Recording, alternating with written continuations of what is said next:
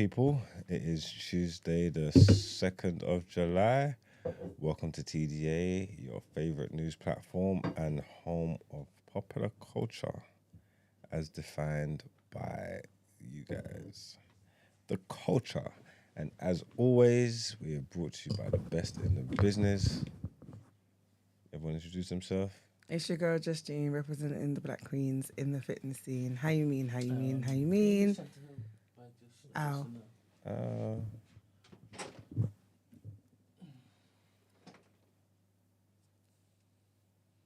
Is that who? Just push it a tiny bit to me. To you. Oh, to pull it to you. To you. That's good. Thank you. To me. Yes, what's going on? It's Ramsey, also known as Zizzy's brother. How we feeling? You alright? Yeah? Mm-hmm. You smiling at me though? Was that intro? That's my intro. What do you want to say? Yeah, you need a better one. How Can I ask you a question? How can you intro Also be how known you as- man feeling? Your intro Also can't be known as HA, how right? you Because I man got feeling. peas, I'm happy. Like, what else do you want me to say? You start spitting buzz. Yeah, man. You gotta go for it sometimes. I need to create one. I ain't got one yet. That's all right. It will come. All right, it's your boy. 6 foot plus of pure temptation. Why are you looking at me like that? What? I was just looking at you to speak. And then you just started your shit. It's too early for this. Okay. Big boss from the east side of the bridge. You know what it is. Good morning, people. How you doing over there, Brent? I am really good.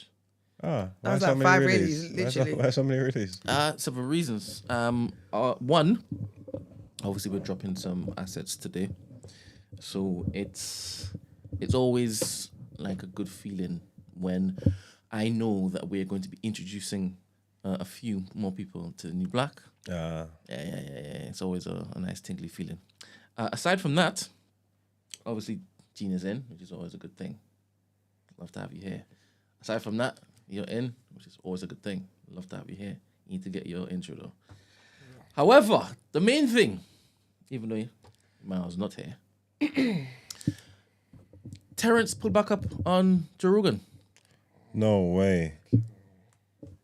The rematch. I'm done with it, man. I can't lie. 4 hours. No way. But hear this, right? Joe has a lot of friends in the industry, in every industry, right? He's had a lot of guests on. But one of his good friends is a genius, right? Eric Weinstein. Ever heard of him? Is he related to Harvey? Weinstein, sorry. I was going to say. Weinstein. I've seen him on Joe Rogan. Brilliant man, right? Allegedly. He's Neil deGrasse Tyson's, like, not brethren, but he's more so a colleague. You know what I'm saying? This guy is fiercely intelligent, like fiercely brilliant, right? Grounded in institutional mathematics, science, philosophy, all this kind of stuff. Just throwing in some extra, sprinkle in there. Brilliant mind. Plus he's down to earth. He likes Legally Blonde and stuff. Like watching TV. Regular people do. I can't. I watched every single second of that interview. Obviously, it was like 2 hours. Because you watch it in Double speed. No, I didn't. Oh. What speed I then? started off at 1.5. Was Weinstein there? Weinstein, please. Weinstein, yeah. Sorry. Weinstein's there. He's in the actual capsule. He's in the capsule. And So he's on the episode, you're saying? He's on the episode. And the thing is, Joe Rogan set this up because Weinstein said, all right, I've watched the episode with this guy and I've seen, it frustrated the hell out of me. But then I saw the feedback from my peers and everybody else who's in that particular institutional math or science realm who decided to make a video about this interview. And he was vexed because he didn't like how they responded to him, right? So he's like, let me take the time to give this guy the time, right? First of all, I'm vexed because he's saying a lot of bollocks, right? But maybe it's because he's using a different language that I don't understand. Or I am taking what he is saying and translating it in the manner in which it is he's saying it. But that's not what he's intending to say because he's using the wrong words or he's made up his own language.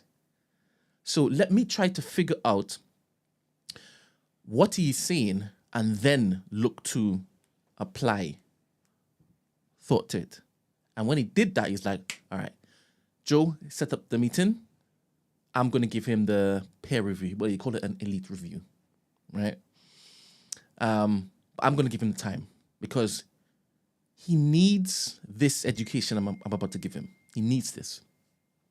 Bear in mind, hot take, top level, he called the guy brilliant. He also called him very stupid.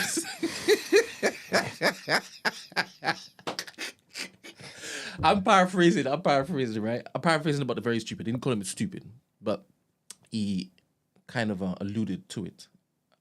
But not in the manner in which it is Emmanuel calls someone stupid. Wow. You know? More so, your approach that you're taking, this is why you're getting the lashback from people because of how you're moving. We've been in this particular field for decades. Oh, sorry. And we're going by... You're a parent. We're going by this. You can't come and say, this is how it should be. You can't come and teach us. Because if you try to come and teach us, no, slap. What Neil deGrasse gave you, slap.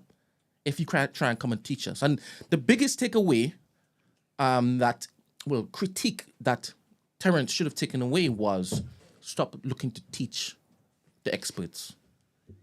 Especially if it is you're coming with your own language, stop looking to try to teach people. That's not the way to basically get them to listen to you. Do you understand? Now, in that moment, in that vein, some people could say, well, the people on the other side are egotistical. They're claiming that they can't be taught.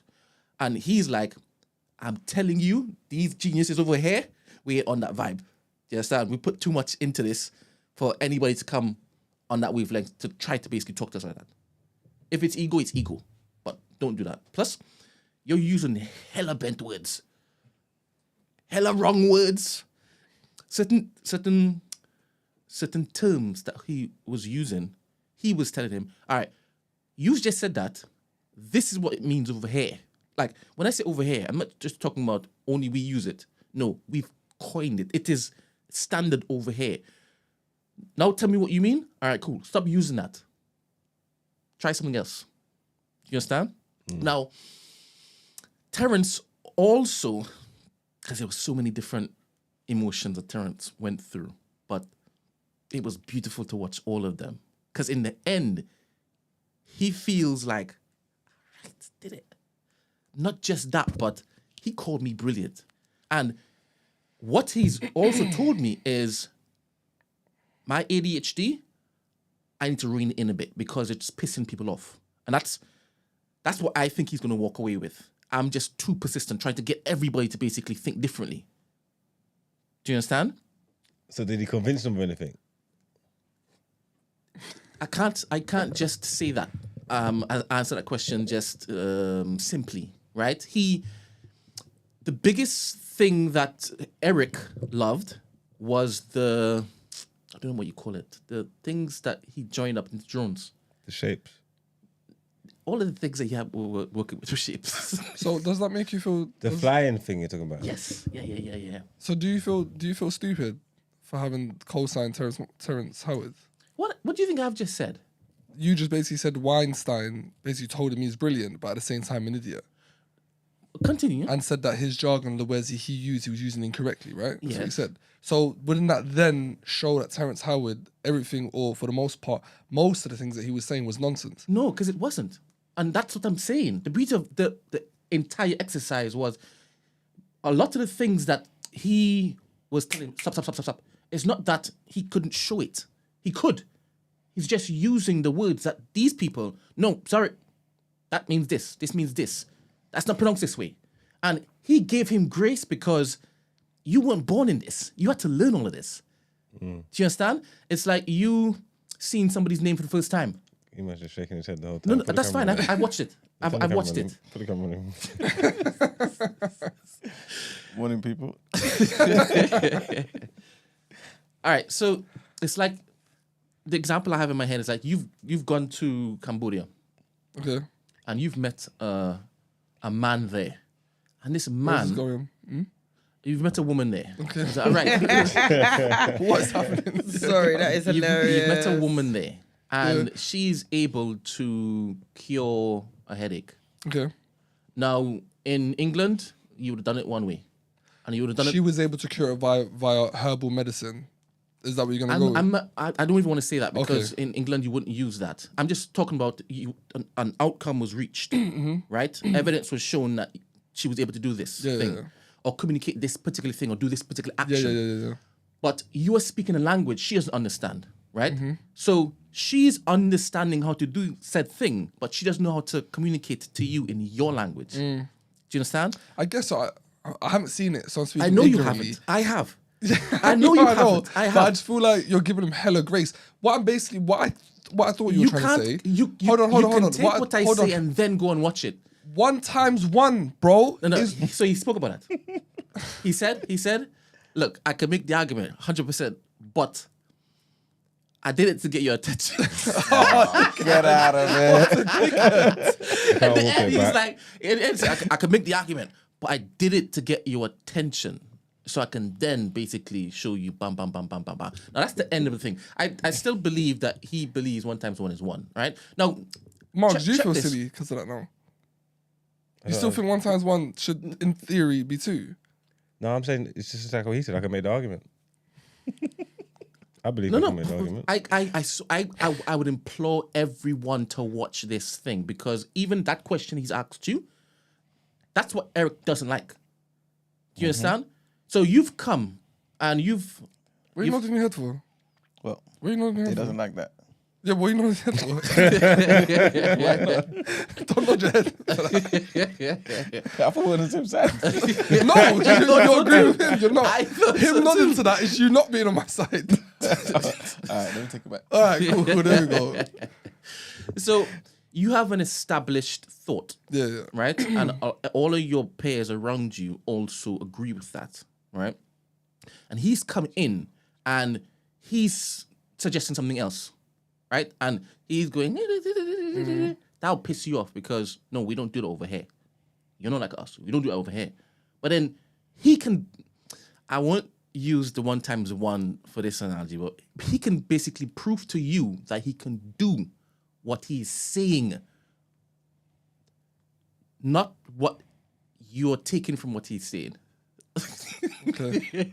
And for him, he's screaming, I beg you, let me just show you. Do you understand? Fair. I might be using the wrong language. And several times he's like, this is why I love this, because I want you who can speak that language to come and give me the right words to use to be able to communicate what I've done. Do you understand? If this, my language, is hitting a wall with you so that you'll put your guard up, cool. Tell me how to say what it is I am doing, I'm showing you, so that this isn't a barrier anymore. Do you understand? I swear down, this entire thing, I'm thinking, this is a great, great interview, not just for Terrence, but also people looking on who like to just like two people's ideas just because it's different from the Facts. the okey-doke. It's not like that. It's, I beg you, just watch it and then talk. Because right 4 now hours. you're talking outside your mouth. I am. Good, cool. And you continue doing that. Yeah. You continue doing that. 4 hours is wild. Cool. To give to a ramblings of a madman. The other one was only 3 hours. It's only So 1 hour like 7. You want to watch 7 hours worth You're of still content? calling him a madman. Yeah. All right. So the thing that I said he loved, and he also said, like, years ago, I kind of tried to do this, but I didn't think it made sense, so I stopped. So that's Eric talking to Terrence. That's what the thing. I don't know if it is Terrence believe that he did this. I don't know if he was trying to say, hey, wait, you're trying to steal my shine? and he also said, if you just focus on this, like, And don't worry about the rest of it, because the rest of it, I keep getting annoyed because each time I'm telling you stop using such and such, you're persistent with doing this and it's annoying me. I just shut off. So several times he just said, look, no, I'm not going there. I'm not going to touch that. Who did that? Who said that? Eric. Oh, So I'm not even going to touch that because of how he's talking. Do you understand? And Terrence is always like, let me just show you. And for me, I live in a world where it doesn't matter what people talk out or say. If you show me, I'll be like, all right, cool. You can call it whatever you want. You can call it whatever you want. He also mentioned or spoke about the Neil deGrasse response. And that's when it is, I'm like, okay. You yourself, you've been through what he has been through, but just on a higher level. As in Eric with Neil. Because he proposed something to Neil, and Neil kind of just, he was fuming. So I don't know if that's what he saw happen with Neil for him to come to say, well, it's not just you that they look to discredit or look to say, no, this is not what we do here. Because they also suggested they have like cliques, and the cliques are misinformed, or the cliques decide what's going to go through and this and the next, right? And he said that's he mentioned some president who was responsible for, was it a president? I can't remember. Let me not look to misremember. Somebody important looked to kill science in a manner in which it is that pure scientists, they hate because it stifles innovation. Do you understand? I can't remember who it was, but I'm not going to watch it back again to remember.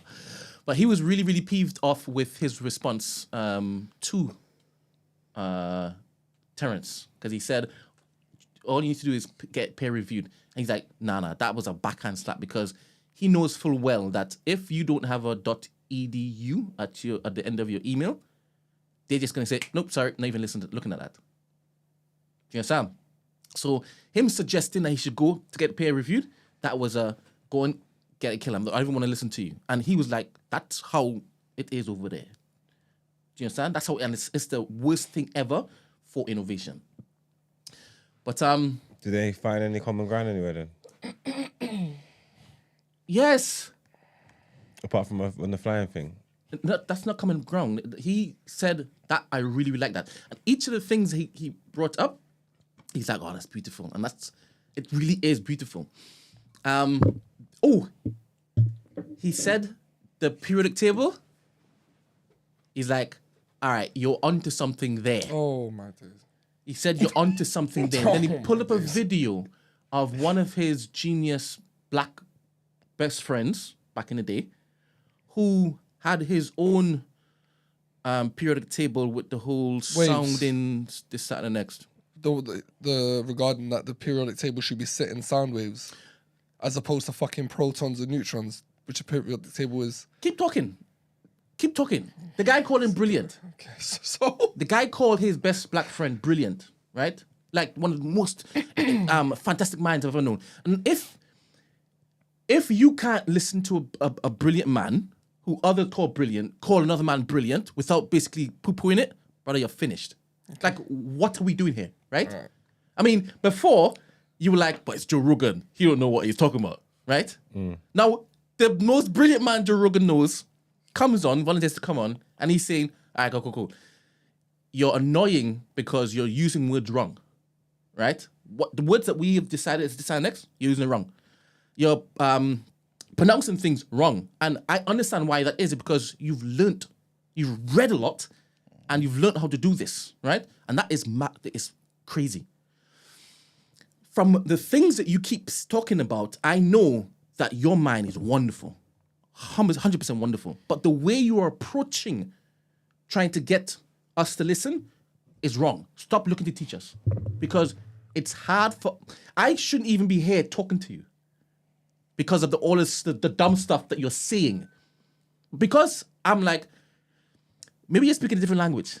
Maybe you think that you're conveying something that we're supposed to know, because you're using wrong language, it's going awry. So when he's like, cool. But even then, half the stuff that you're doing might be true. I don't know yet. It has to be challenged, this, that, and next, right? But stop using that and moving like it's fact. It's not. You're using the wrong words. Is he saying that to him in which he's saying, I understand the theory behind what you're saying, but because it's not peer reviewed and you're not using the right word, you can't articulate the theory. Is that basically what he's saying to him? But I'm saying that by what you just said. So he's basically going, it's like when you go to a little boy and they're like, oh, what if the sun can be red? You go, oh, you know what, champ? You give him a little nudge, yeah, oh, that, you're tenacious, and I love that. Is he giving him that kind of energy? But by what you're saying, that's what I feel like he's saying to him. No. Like, you're brilliant in a way, like, oh, you're thinking outside of the box. Like You're he's so specialist? creative. No. Like, he's not. You could say someone's brilliant if they're not bogged down by the status quo and they're willing to think outside the box to remedy certain Yes, he's problems. saying that his mind, what did he call him, a polymath? What's a I polymath? don't know what that is. Oh, I didn't Google it, but you call him a polymath. Okay. You're definitely a polymath. Okay, cool. I don't know what that means. But say we go on the assumption that he meant that you're just one person that isn't with the status quo and he's brilliant in that regard. It doesn't mean he's necessarily brilliant intellectually. Doesn't What are make you sense. saying? I'm saying he's basically sunning him. Wait. You answer the question and say, wait. Give me the distinction. I need to understand the difference between both of the things that you just mentioned. He's brilliant He's brilliant in because a he way. thinks outside the box. Yes. But he's not brilliant because... He's not intellectually brilliant. He's not going to him and saying, you're brilliant because you're smart. But where are we getting lost? Am I not articulating myself properly? It's probably me. I don't understand the difference between what you said. Okay. Because one sounds like there's institutional accepted intelligence, and the other is still intelligence but isn't accepted by the consensus, the establishment. Nah, not really. I mean, like, do you get what I'm trying to say? Like, you know, when you go to someone, who's like aspiring to be something, and they have an idea that could theoretically work, but they don't have the means or the knowledge or know-how to execute it. But you see it and you go, I can see how you got to that. It's really good. You're brilliant. Your mind works in different ways. But he doesn't mean he's brilliant in like, you're actually a really good scientist or an inventor. Am I not making sense? He's basically sunning him. Is what I'm trying to convey. Like, you're really good. Don't give up your dream. Like that kind of energy. You can't be brilliant in one of them things and not in the other. Of course you can. You could be brilliant. You could be tenacious. You could be brilliantly tenacious. You could be brilliantly like outside thinker and in your own lane. Of course you can. You can be brilliant in any regard, but just not in a scientific regard. So you're basically saying like he's just got good work ethic. Yeah, he's giving a little champ, a little He's plucky and Yeah. keep going, but yeah, but he's a fool. We don't young know that. rapscallion, that type of shit. Like, just No, something. just watch it. 'Cause it will... I said I'm saying that by what you've told me. No, does it sound like that? I'm saying that. No, I don't know. He's confused me now. But no, I didn't think that's what you were saying. No. I've confused you, but Terrence, how it doesn't confuse you. All right, say less. Obviously, there's a level of intelligence that you need to digest it. I'm not gonna So lie. he fucking you can wild. see how he was getting frustrated when he was just hearing words, and he was hearing him trying to tell him not to do the thing that he believes has gotten him to where he is. So that innately was frustrating for him, but you could see it. But he was still being respectful. Do you understand? Because he knew. Eric? No, Terrence. Terrence, okay. Yeah, because he knew that this is massive. This right here is massive, and Eric has also extended for him to show him more stuff like outside of this particular. He said that is it. That's all I wanted, and then he also said that he can basically put them onto certain math people so they can basically use that language that's accepted to basically make sense of what he's doing. Do you understand? So he's not saying, "Hey, it's nonsense. It doesn't work," or this, because Terrence is like, "I'm sick and tired of the theory. Let me just show you I've done it." Do you understand? That's why I use the analogy of you going to a different country. A country that you might feel is lesser than, less civilized and whatnot. And they're able to do things that, oh my goodness, how did you do that? And they're like, there you go, it's done. Do I need to know this, that, the next? No. Hey, I've showed you how to do it without the verbiage. Hey, go. In my world, I'd have those people all the time. Do this. Just do this. Anyway, I think I have made a great synopsis of the 4-hour conversation. The 4-hour conversation was absolutely riveting. Are you gonna watch it, man? It was I so want to amazing. see how this guy 4 hours. You is watch able that? to- No, he's gonna watch it on 1 point. You can watch it on 1.75 easy. You watching it? Yeah, I will. What? I mean, I watched the first one. I just Wait. don't believe him. Wait. Why would you do that? Because I don't believe him. No. Why would you find it weird for somebody to go and watch this thing?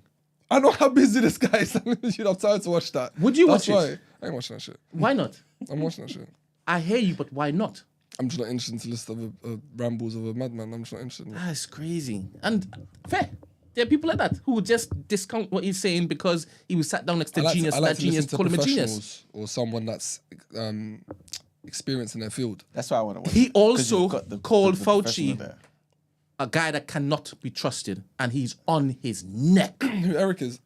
Yes. But be careful, you know. No, I'm just telling you, this same guy, he's not interested in going to get his take on why he called Terrence a genius, because this guy called Terrence a genius. You understand? He's a brilliant mind.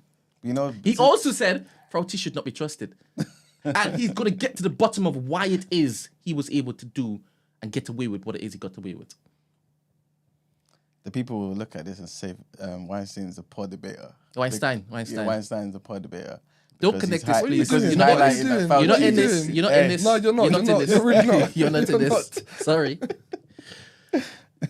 Marks, when you have some time, man, I'm telling you, come back, you're like, Brent's right. Oh my gosh. Like, he's got it. And the thing is, he said, stop talking to me like you're my peer. You're not my peer. Because at times he said, I'm elite, I'm here, and you're here. Eric said that too. That's what he said. He said, I'm more intellectual than you. And 100%, he is. But Terrence is like, okay, what do you want me to do with that? What do you want me to do with that? Yeah, obviously. That's why I'm here, and obviously you're here. But, Magsy. What was I going to say? One last thing I was going to say, just to wrap it up. Just to wrap it up. It'll come back to me. It will come back to me. Inshallah. But it's good that you get you yet. get these people sitting down, professionals, because this is what I was trying to tell the people. This is what I was trying to tell the people. You know what I mean? Because you can't have people like Terrence just talking and talking. People believe in this foolishness. Wait, you do it again. Sorry, go ahead. Wait, listen to it, because I was thinking he was gonna come and just crap over everything. He did in a way, and he didn't. And he's like, this is why you can't throw out the baby with the bathwater. You just can't. And he said, don't talk about your patents. That patent process is nonsense. It's nonsense. They're not scientists. And they stopped allowing you to patent science time ago. So don't use patents as evidence that you're brilliant. It's a nonsensical stance to come from. Anyway, he asked him, where did you get this idea from? Right? And he said, well, people are going to laugh at me, but I got it from an angel in his dream. Alright. But he said it the first time. I know, but we got manifestos on that to read. Let me finish. You guys are so rude. So rude. Anyway, then Eric said, don't do that. A lot of people look to give divination credit for their brilliant minds. Don't do that. And right there. So proud of yourself. You guys are not serious at all. I don't know why you're so man. afraid of like a difference of thought, It's not that. different approach. That's not that though. Different approach for people in their respective fields. What you're basically doing is we should listen to everyone's rambling. We should listen to everyone's theory at any point, at any time, even if they're not experienced in that field or have qualifications in that field. Is basically what you're saying. So yeah, I don't want to waste my time listening to anyone's theory on anything. The thing is, So, you're like, not even an expert in the field in which is they're discussing, but yet this is what you're saying. It's crazy to me. Somebody that's got credentials could come and talk with a level of intelligence that you don't have a clue what they're talking Crazy. That's fine, but then if it's broken down, then I'll try and understand it. I'm not going to then listen to anyone just because they say anything that's different. I asked you to watch the video. Do you understand? And after the video, you can still say he's chatting absolute was. You can, but I asked you to watch the video. Plus, if he's showing you the fruits, my friend, if he's showing you, watch it. Terrence has hit new levels, man. New levels of intelligence that he's can't really grasp. That's what it is.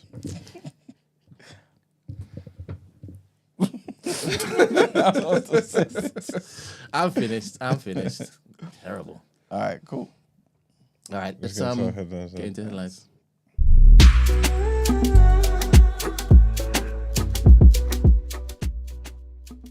Would be contributing in the first place. I don't know why. Should I just go home now then? Nobody. No, because I'm more than happy to go home. Don't come near me and no. I was not going to. All right, people. So You know our what? Just for that, I'm not even going to say anything. Nah, you done your homework. You're ready. That's your cop-out? No, it's not my cop out. Do you know how rude that is? It was rude. You know what was rude to you? I don't know. Never mind. I'm sorry.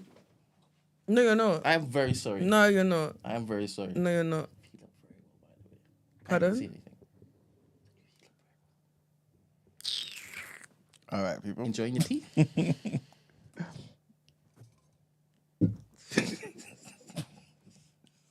So our first set of headlines, right? So Rishi Sunak says that he has absolutely not given up on winning the general election on the 4th of July, despite talking about the prospect of a Labour supermajority. The Prime Minister told the BBC that his party had not got everything right and that he understood people's frustrations. However, he said that people should be alive to the danger of the Labour government and warned the public against sleepwalking into the election. Asked if he would stay on as a Conservative leader if defeated on Thursday, he said that he loved his party dearly and would always put myself at the service of it. Meanwhile, the Labour leader, Sir Keir Starmer, has been trying to counter complacency among his own supporters, telling voters that results would go down to a few hundred votes in many constituencies. He said that people should imagine waking up on Friday morning to a further 5 years of Tory government. Next headline, and the deafening silence on climate change during the election campaign has been criticised by major business group, the CBI. But the next government cannot claim to be pro-growth without also being pro-green. This is what Ray Newton-Smith, who's the chief executive of CBI, is looking to tell a conference in London today. With just 3 days to go until the general election, she will highlight the deafening silence from all the parties about the issues of climate change, biodiversity loss, net zero, and our planet. But there is a risk in trying to separate the economy from net zero, she will say, adding, whoever forms the next government can't be pro-growth and deliver for our people, planet and communities without being pro-green. And our last headline, a government minister has said that there should be no space for Nigel Farage in the Conservative Party, as he hinted that he may run for Rishi Sunak's position after the election. Steve Baker, who's the Minister for Northern Ireland, acknowledged the troubles currently facing the Conservative campaign and that he did not want to preempt Rishi Sunak standing down after the election. But speaking to the Politics Hub with Sophie Rigby, Mr. Baker said that while his party would love to win, people would guffle if they looked at the polls and then saw me come on here and say that I thought we were going to win. Asked if he harboured his own leadership ambitions, Mr. Baker said that he would like to be on the government benches with Rishi as the Prime Minister. But pressed on whether he would rule out a leadership bid, he also added, I wouldn't rule it out. And that's it for our headlines. Let's get into our topic of the day.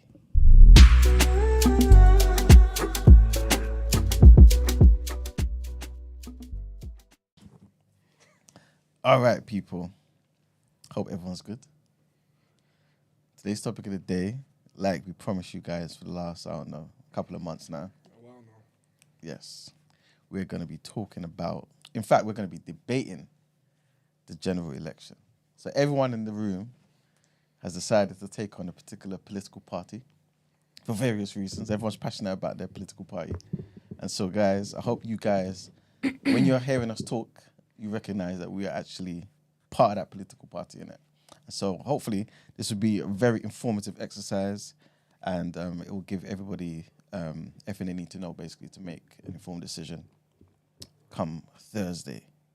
So we've got Tories in the house. Who's the Tory representative? All right.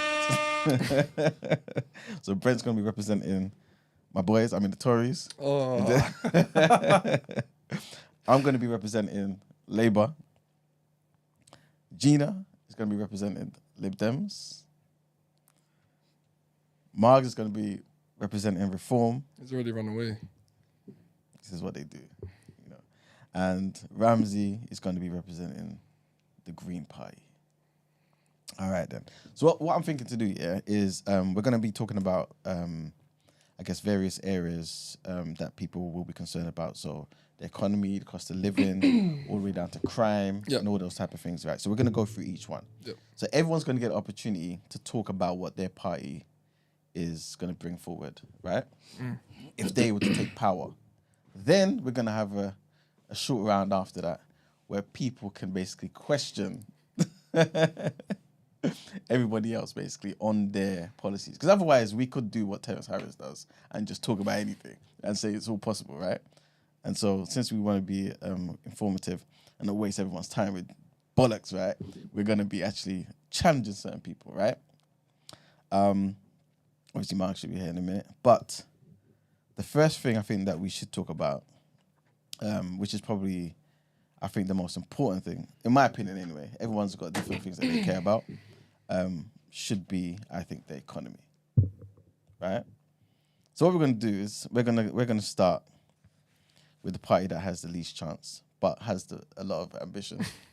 I thought we were going to read the manifestos and then go into each category, no? Yeah, but essentially, Okay. essentially we're going to do that. All So, right, cool. so basically, you're going to read the part of the manifesto that matters with regards to the economy, for example, and then do that sort of thing. Okay. Yeah.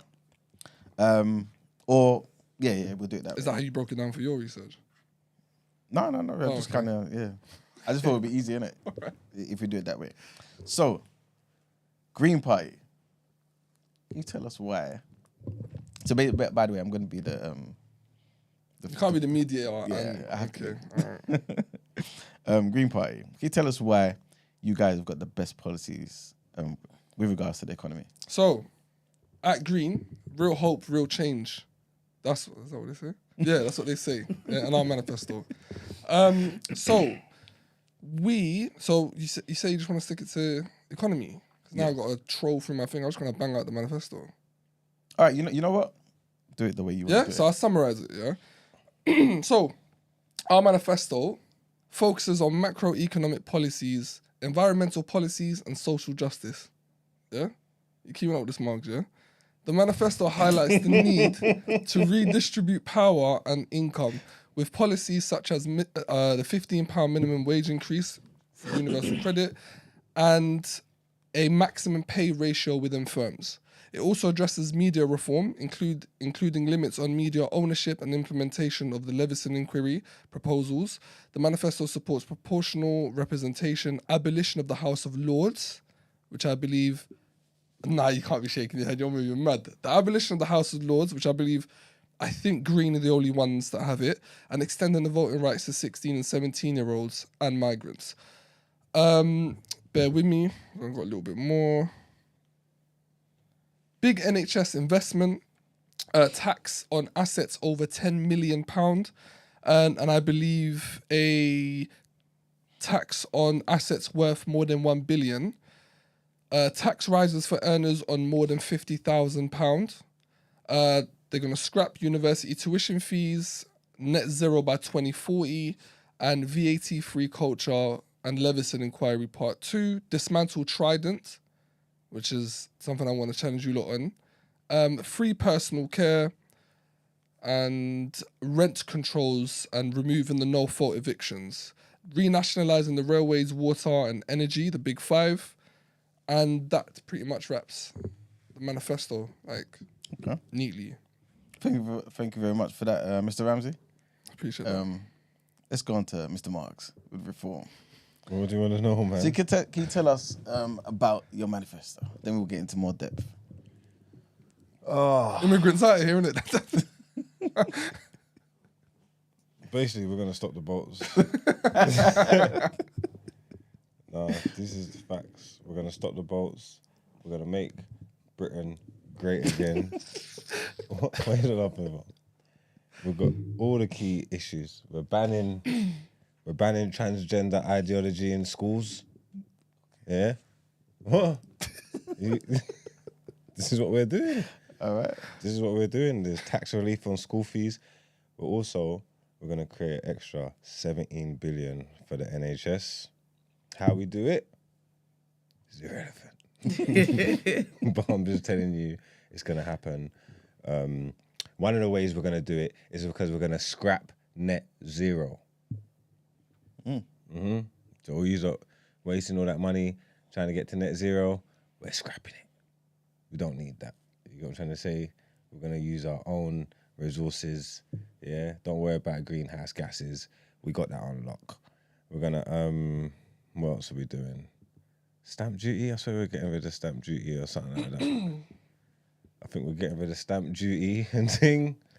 We're scrapping HS2. You know about HS2? You, man, that's not about HS2 because you, man, on the rails. Of course. Big waste of money. We're scrapping that. Yeah? Also, we don't need human rights. No, I'm telling you, we are going to leave the European Convention of Human Rights because they're going to tell us how I can handle my immigrants. And I don't like that. You know what I'm trying to say? So I'm going to do my own thing. What else is there? There's other stuff that we're doing. Key things that we're doing. So we're scrapping interest loans, students. You get what I'm trying to say? We're cutting foreign aid by 50%. This is why I'm saving all this money. I'm going to give it to the NHS. So I'm saving this money. If you're on job seekers, scrapped after 4 months. Yeah? That's it. Or if you if you 2 failed job attempts. So you got 2 failed job attempts or 4 months, we're scrapping it. Yeah. Why That's mad, I didn't even know that one. Well, I'm telling you what we're doing. Okay. We're reforming the country. We're making saves. We're making savings and changes. That's how we're going to get this money. We're incentivizing marriage. So there's a marriage allowance for people that are married, up to 25k, no tax up to 25k of either spouse. I think that's already not. Isn't that already in power? No. Marriage allowance. Why is he interrupting? I don't get it. Yeah, for real. Sorry. Foreign nationals are going to be charged more. Just more everything. just more everything across the board. If you're foreign, you're charged more. Yeah. We're abolishing inheritance tax under 2 million. That's good. There's actually good things that we're actually trying to do here. Like 100%. Like it might be worth voting. Income tax. Lowering the threshold, I think it's going to start at 20k. We're lowering fuel duty by 20p per litre.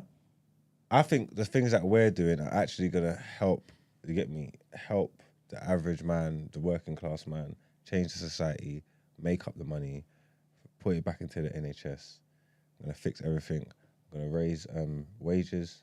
I'm going to bring down unemployment. I'm going to fix immigration, make our country safe again, make these British streets safe again. What? Nothing, continue, as you were. Vote reform, people. Okay. Thank you very much for that, Mr. Marks. Let's go on to Mrs. Gina.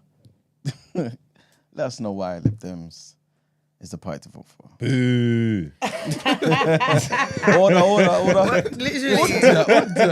All right, so the reason why you guys should vote for Lib Dems is because we are going to be providing free personal care in England. We're going to be providing more GPs and faster cancer treatment. As you know, cancer's become like one of the biggest issues in like the younger generation. A lot more younger people are getting cancer. So what we're looking to do is basically allow people to receive treatment within 62 days of being referred. I'm not going to lie, it's been missed over the last couple of years. Like people aren't getting treated within those 62 days. So we're going to promise that 62-day guarantee of being seen to after you've been referred. We're going to increase public spending. So we're cutting income tax. We're going to give people 5k to spend on training and future further development. Minimum wage, people who are on apprentices are going to basically get at least minimum wage. There's also going to be a 20% higher minimum wage for those on 0-hour contracts. And a nice one for the Galdem. We're going to be doubling maternity pay. And also for your spouse or your partner, they get an extra month off. So that one should be very important if you are interested in family planning. We're also going to raise levies on banks. And, we are scrapping the Rwanda scheme. So unlike Mr. Man over there, we like migrants. Like we're a team of people who like encourage others. Do you know what I mean? We feel like they do add value to the system. So, we aren't gonna stop the boats, as you said. We're also going to... So if you're a migrant worker, we're going to abolish the salary threshold for them. So we're not going to limit them and cap them based on them being a migrant. We are trying to reach net zero by 2045. We're going to be tackling climate change, and that is going to be at the centre of all our policies. So in terms of 90% of power will be generated by renewables by 2030, and we're going to provide free installation and heat pumps for those on low-income families. We're going to try and encourage everyone to put solar panels on their homes. We are scrapping 2-child limits for universal credit and child tax credit. What else? For students, for those in low-income families, we are bringing back maintenance grants, which should help. We are going to also provide tutoring guarantees for children from low family incomes as well who need extra help. We're looking to speed up the courts process and have, sentences dealt with in half the time. Quite promising, but we'll see how that goes. We're giving 16-year-olds the right to vote, which I think is a really good one because they are the ones who are going to be impacted by a lot of these policies that get put in place. And a nice big one as well, but we are going to rejoin the single market and fix the broken relationship with the EU. Because I'm not going to lie, Brexit was a scam. Okay? So we're going to try and repair that relationship with the hopes of eventually being able to rejoin the EU to make Britain great again. Drops mic, exit stage left.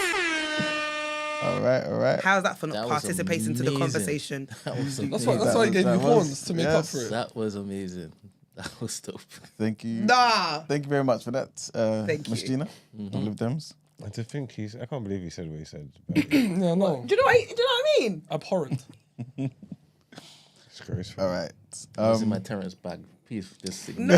Because do you know what it was? You said it with when it just it flowed from your mouth so naturally, like it was just like a reflex. Like, He's like, you ain't gonna be doing much shit anyway. yeah, You ain't literally. gonna- Girl, you can go home now. 10:30. I am absolutely foolish. Sorry. All right, so we're going to leave the incumbent government till last. And so the opposition will go next. So Labour, right?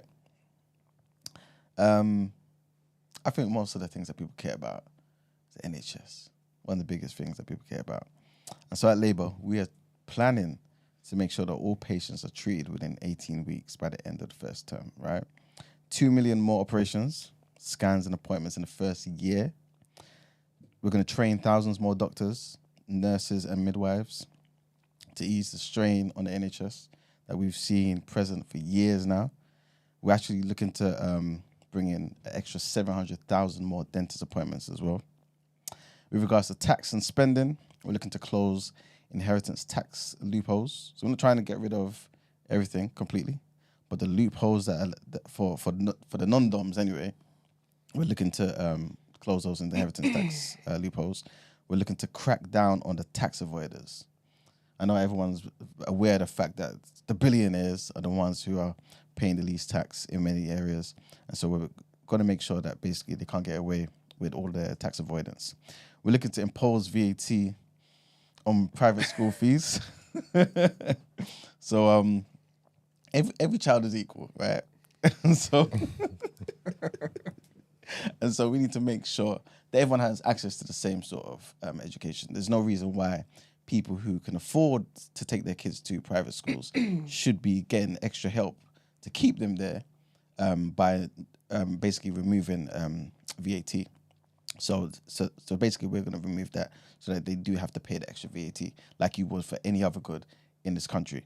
There's going to be no rises to income tax, national insurance, or corporation tax. I want to repeat that, people. So we're not looking to increase the taxes, even though the Tories, who will be speaking next, will tell you that we are. So there's going to be no rises to income tax, NI, or corporation tax. And we're going to have a complete overhaul of business rates and review tax relief as well. With regards to immigration, which I know was a big selling point for the Lib Dems and also Reform, we're going to treat people smugglers like the terrorists they are. Right? So the people that are facilitating all of this and making people have to die on the way to this country and continuing this whole thing, just further facilitating all this nonsense, right, with immigration. We're going to treat them like terrorists and give them and crack down on it, basically. There's going to be new cross-border police units as well. There's going to be extra 1,000 caseworkers to cut the asylum backlog. So there's going to be no more wasting money with getting people into hotels, expensive hotels, while we try and basically sift through the backlog. We're going to look at a possible returns deal with the EU as well with regards to immigration. And of course, like Lib Dems, we're going to be repealing the Rwanda bill as well. With regards to defense, which none of you guys spoke about, because very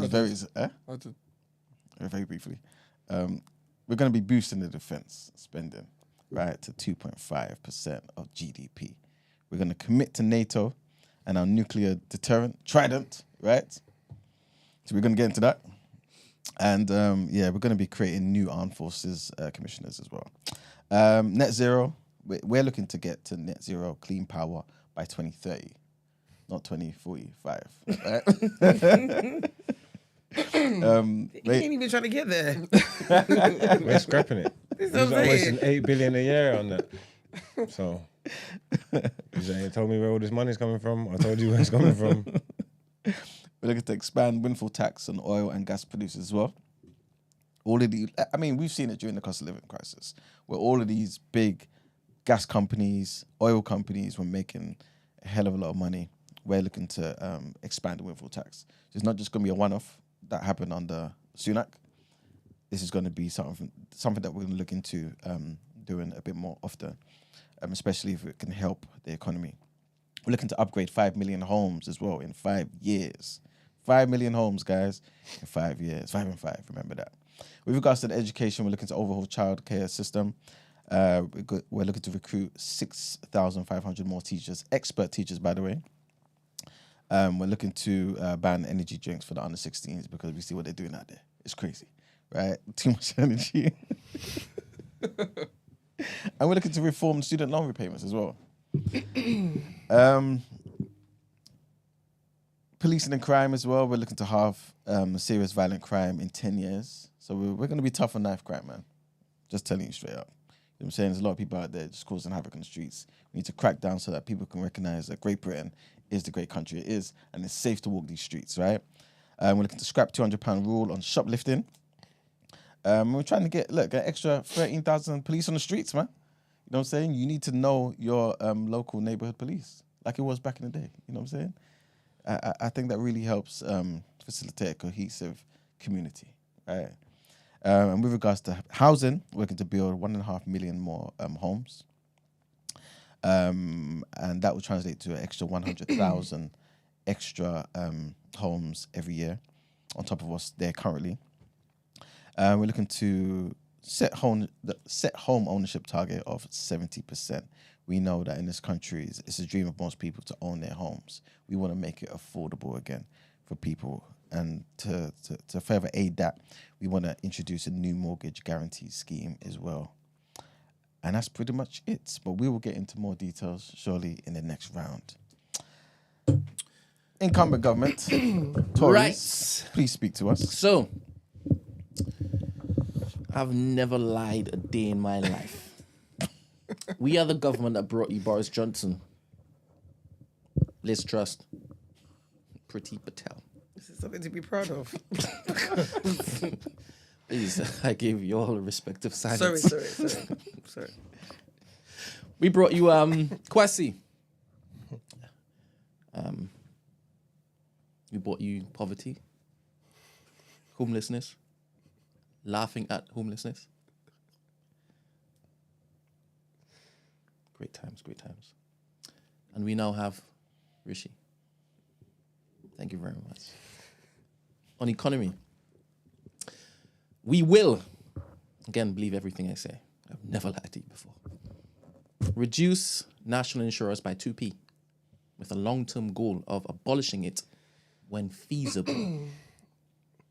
Practical living over here. Maintain the triple lock plus for pensioners, ensuring that they are not taxed. Very important for the old ones. The ones that we tried to kill during COVID, allegedly. We are going to provide 30 hours of free childcare per week, saving eligible families around £6,900 annually. Believe that. On youth and education, we're going to introduce a new model, brand new model, never seen it before. I'll wait. Sorry. All right, introduce a new model of national service to equip young people with essential skills.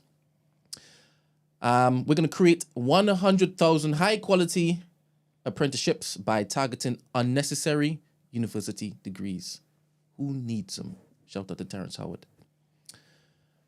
We're going to be launching the Advanced British Standard to bolster technical and academic learning. So we're going to just flip the script, change everything. You ain't never seen this government before. Forget about the last 14 years. On security and immigration, we're going to be increasing defense spending to 2.5% of GDP by 2030. We're going to be implementing a legal cap on migration, reducing it annually. We don't like them either, reform. We hate them. We're going to be continuing the policy of relocating illegal migrants, hopefully also the legal ones, to Rwanda to deter illegal immigration. Hot over there, Mr. Palestine mine. I'm going to get them flags banned too. What did he say? I'm going to get those flags banned. On healthcare and policing, we're going to be hiring 92,000 additional nurses and 28,000, sorry. It is policing. Yeah. 28,000 more doctors, along with improving NHS productivity. We are the party to believe, especially when we're talking about NHS. We are the party to believe. Never lied to you. Ever. We're going to be adding more full-time police officers to ensure every police ward has additional officers. Round about maybe 7,000 or 8,000 of them Billy Bobs. And we're going to tell them to target blacks and browns. You heard it here first, allegedly. We're going to be building 1.6 million new homes while protecting rural areas. Because we have a history of doing that. Believe us. And those are my key points on all of the matters that matter. Okay. Thank you very much for that, Mr. Brent. Thank you. All right, so in this round now, I want to give the opportunity to everyone to kind of mention, I guess, their top 3 things that they care about, that their party represents, right? And then, I guess, we'll kind of give the opportunity to everybody else to ask them questions on that particular thing, right? So, Green Party. No, let's go for you first. Okay, sure. Yeah, let's see how it goes. Let's see how this is supposed to work out. I think one of the most important things for the Labour Party is NHS. We know for years now that the Conservatives have been trying to privatise the NHS, right? Making it hard for the common man to actually get a service that they actually pay for, right? And obviously that's put a strain on the NHS because not a lot of money has been put into the NHS, developing it and actually recruiting more people, giving our hardworking staff the money that they basically deserve, i.e. by their wages and things of that nature. And like I said, we want to also make sure that with regards to scans, operations, and appointments, we want to relieve that stress by making sure that we can facilitate a system where 2 million more operations, scans, and appointments will be happening in the very first year. It's not the entire term. This is the very first year. This is what we're trying to do. Lib Dems spoke similarly about cancer and how you guys are passionate about that. We are too, right?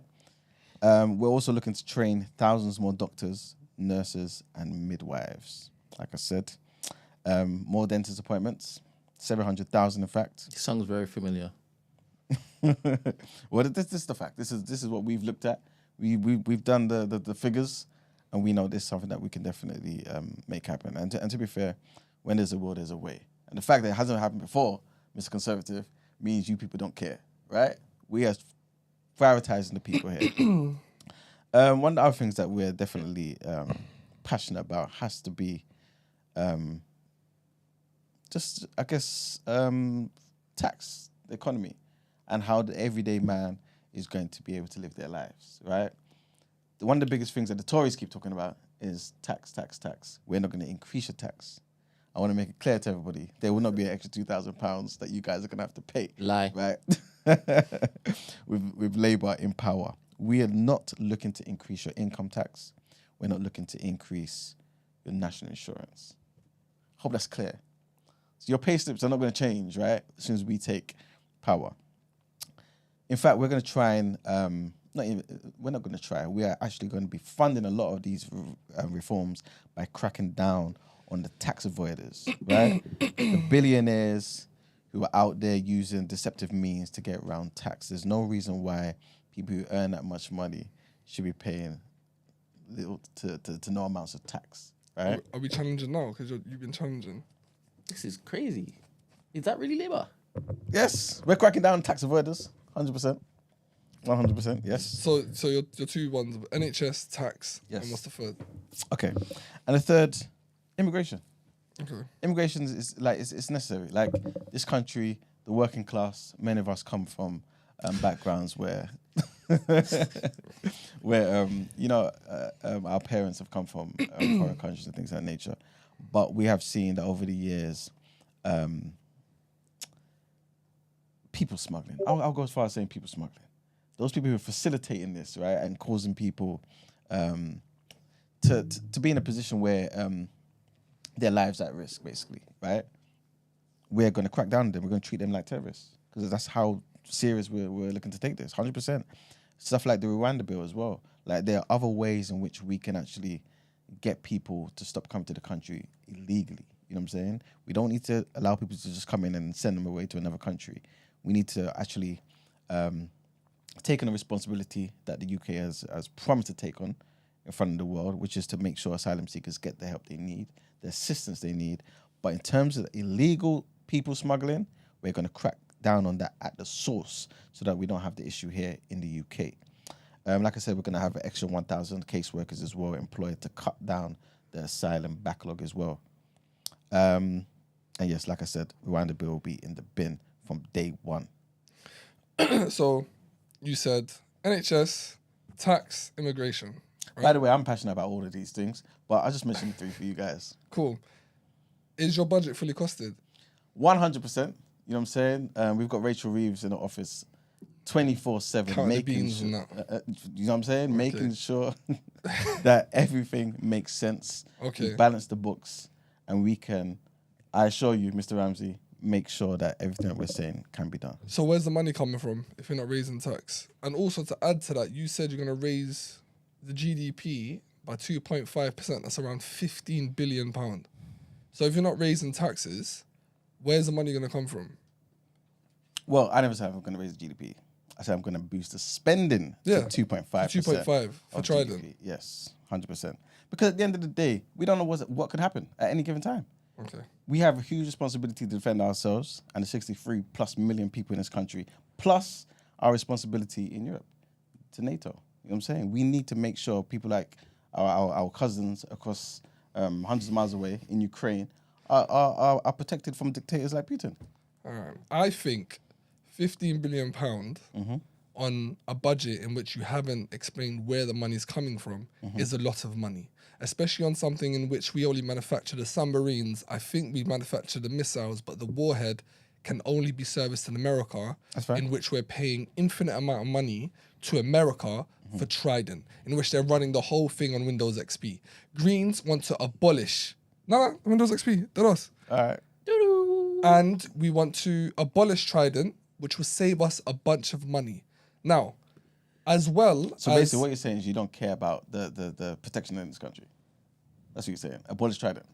No, there are other means of protecting ourselves. Please tell us.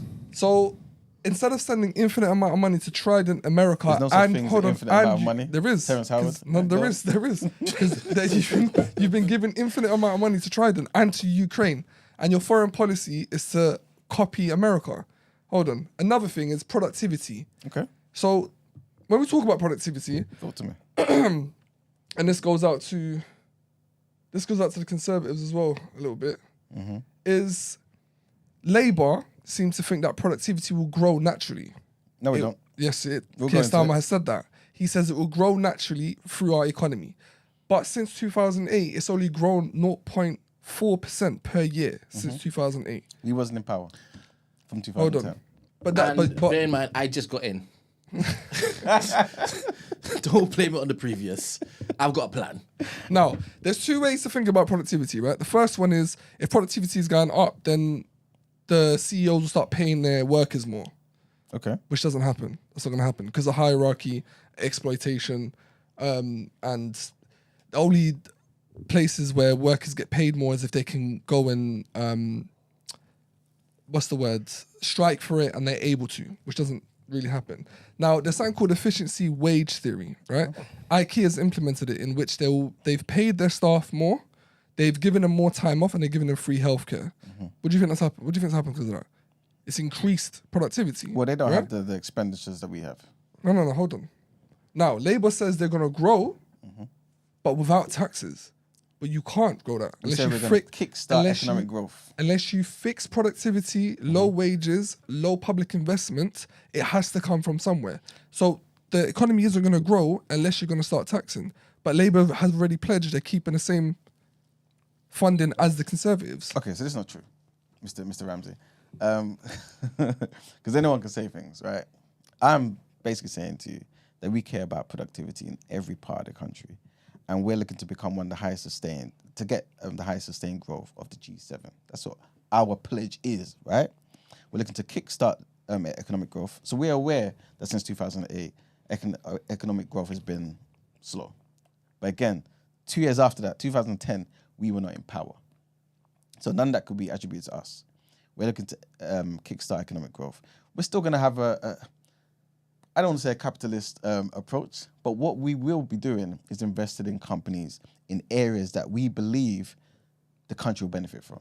So we're going to allow them to remain private and do their thing, so we get the best of both worlds, but we're going to invest in these countries and help to, and basically aid them in stimulating growth in this country. So we're not just going to sit back and see what happens. We're actually going to be involved like a responsible government should be.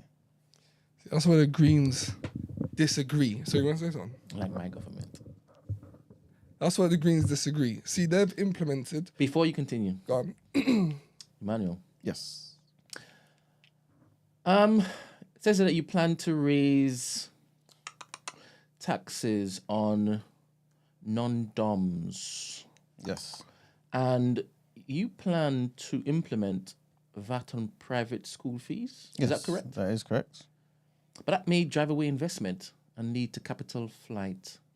That's definitely going to harm the UK economy, no? I mean, this is what people say, but the reality is when you look at the percentage of people that have their kids in private schools, those people typically are the ones who will be able to afford this. A lot of those people are not people who are struggling. Don't get me wrong, I know there are people who have certain aspirations for their kids, and so really tighten their belt to get them there, right? And kudos to them. But a lot of the people who get their kids into private schools are people who have excess money, who are in the top percentile of this country, top 5% of this country in terms of wages. Everybody pays VAT on everything that we purchase. Why is it that the people who have excess money should not be able to do it? If they care about their kids, God damn it, they'll keep paying the VAT. And that money we'll be able to use to actually put into public schools, get the 6,500 teachers that we actually need to raise the education levels. So long story short, we're not going to be sending people away. Fair. You've also said, I think Ramsey touched on this, that there's going to be substantial spending commitments, 6.6 billion home upgrades, and the creation of Great British Energy. Yeah. So this isn't fully costed, surely. It is, because like I said, we're going to expand the windfall tax. It's not fully costed. Listen, It's not fully costed. just because You're saying you're not gonna raise taxes. He's lying. Yeah. I can tell when someone's lying.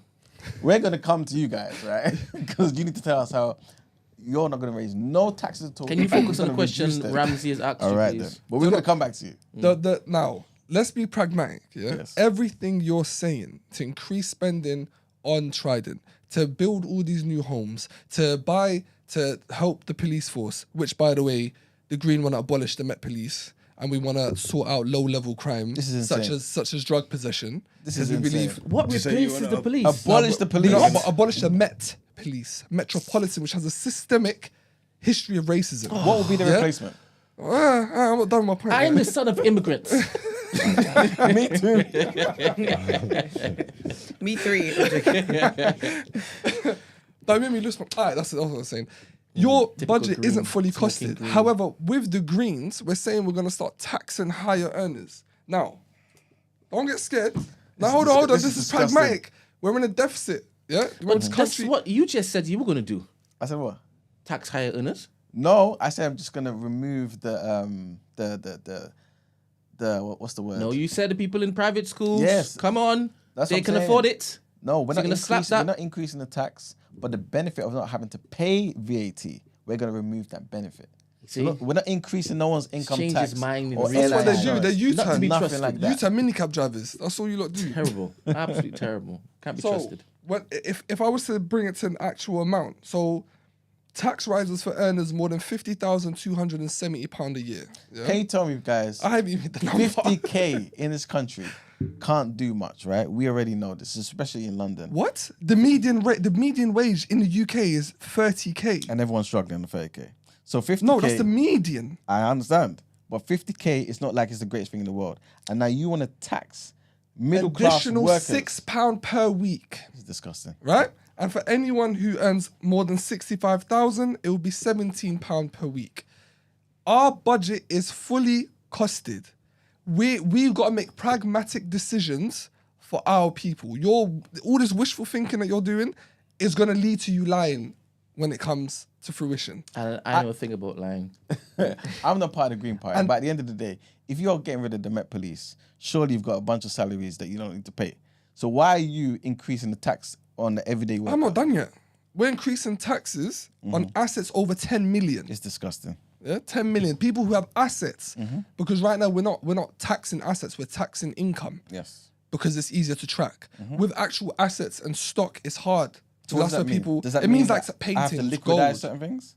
No, you just got. If you got a broader shoulder, you can start paying more. If I got broader, now you're assuming I do because I've got You got assets 10 million's worth of mil- assets. Of assets, not liquid cash. Doesn't matter. Not capital. 10 million worth of assets still makes your what's the So, word? so that's what I'm saying. So I've got to liquidate. I've got to sell my stuff now. Because You what if I don't have the you just money? gotta pay. You got to pay the tax. This is If you're disgusting. able enough to have 10 million worth of assets, In you can pay the taxes.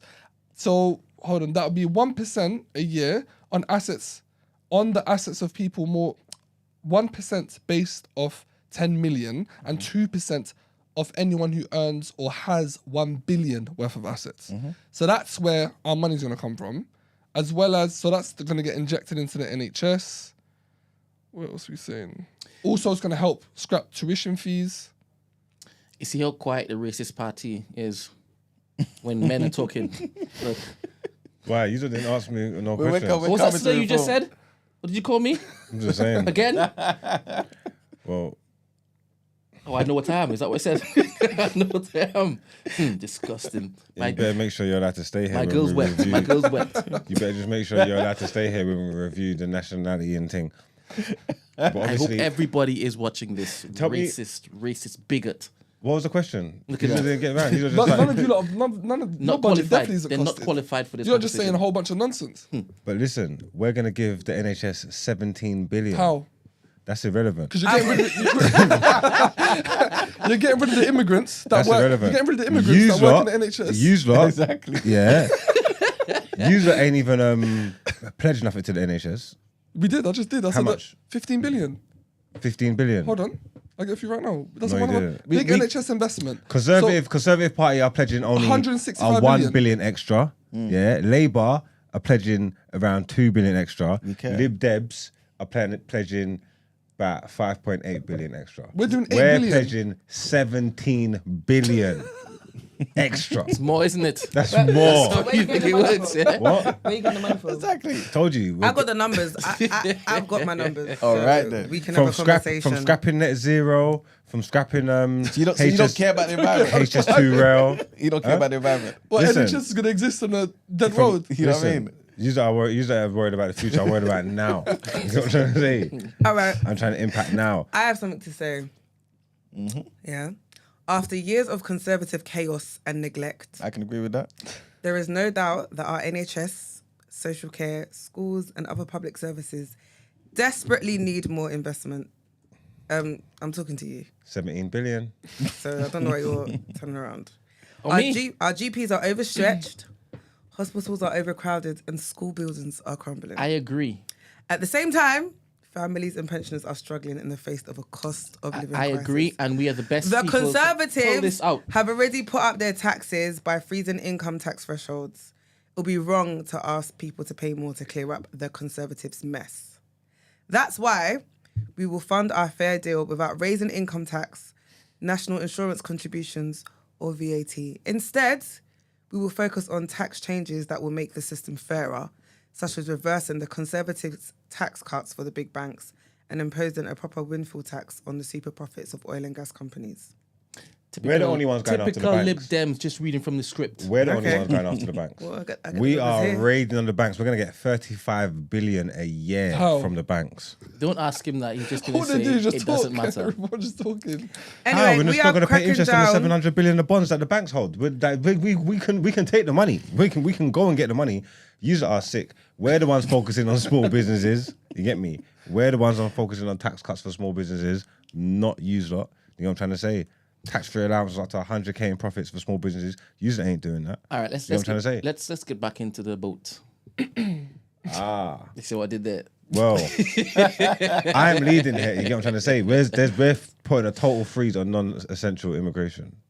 No, it's not your turn just yet. It's not one. But wait, Spider-Man. I got you. I got you. All right, Emmanuel. I see here that you are looking to give free breakfast meals for the kids. Yeah, man. Yeah. Yeah. Sorry, what did I say? He's not talking to me. 100%. That's Marcus Rashford's idea. He done it already. F them kids, man. I mean, The kids of the future. They are indeed. they're not voters. I don't care. I don't care. So Hold on, can I get you? Go on. So Conservatives said they're going to cut taxes, right? That's what you lot are pledging. But economy isn't growing. Hold on. So by 2029, I the can deficit show will you be some 3%. graphs Hold on. that shows you since I've been in power, Yeah. I have done so much to correct the nonsense of my predecessors. 2010, you lot said that the deficit will be done by 2015. 19 years on from that, it'll be at 3%. You lot sounds like a very racially charged. there's been no growth model for 20 years. Yeah. So now 2010 to We've 2015. only been in power for 14. Hold on. 2010 to 2015, reduce corporation tax and reduce the top rated tax has made a difference. You don't cut tax and expect growth. Do you hear that, Kia? Yeah. If that was true, Malta would be the global innovation hub and not California or Japan. Absolute you lot- nonsense. How? Absolute nonsense. California has a higher rate than Malta. Doesn't matter. Can we send them to Malta instead of Rwanda? I'll look into that. What about you lot's foreign policy? So Labour is basically following America. Conservatives are basically following America. Reform's foreign policy is F for immigrants. Yeah, but we're like looking after home, we're securing a home. No, but what's And your foreign policy? Obviously, if it's like medical jobs and stuff like that, important stuff, then they can come over here.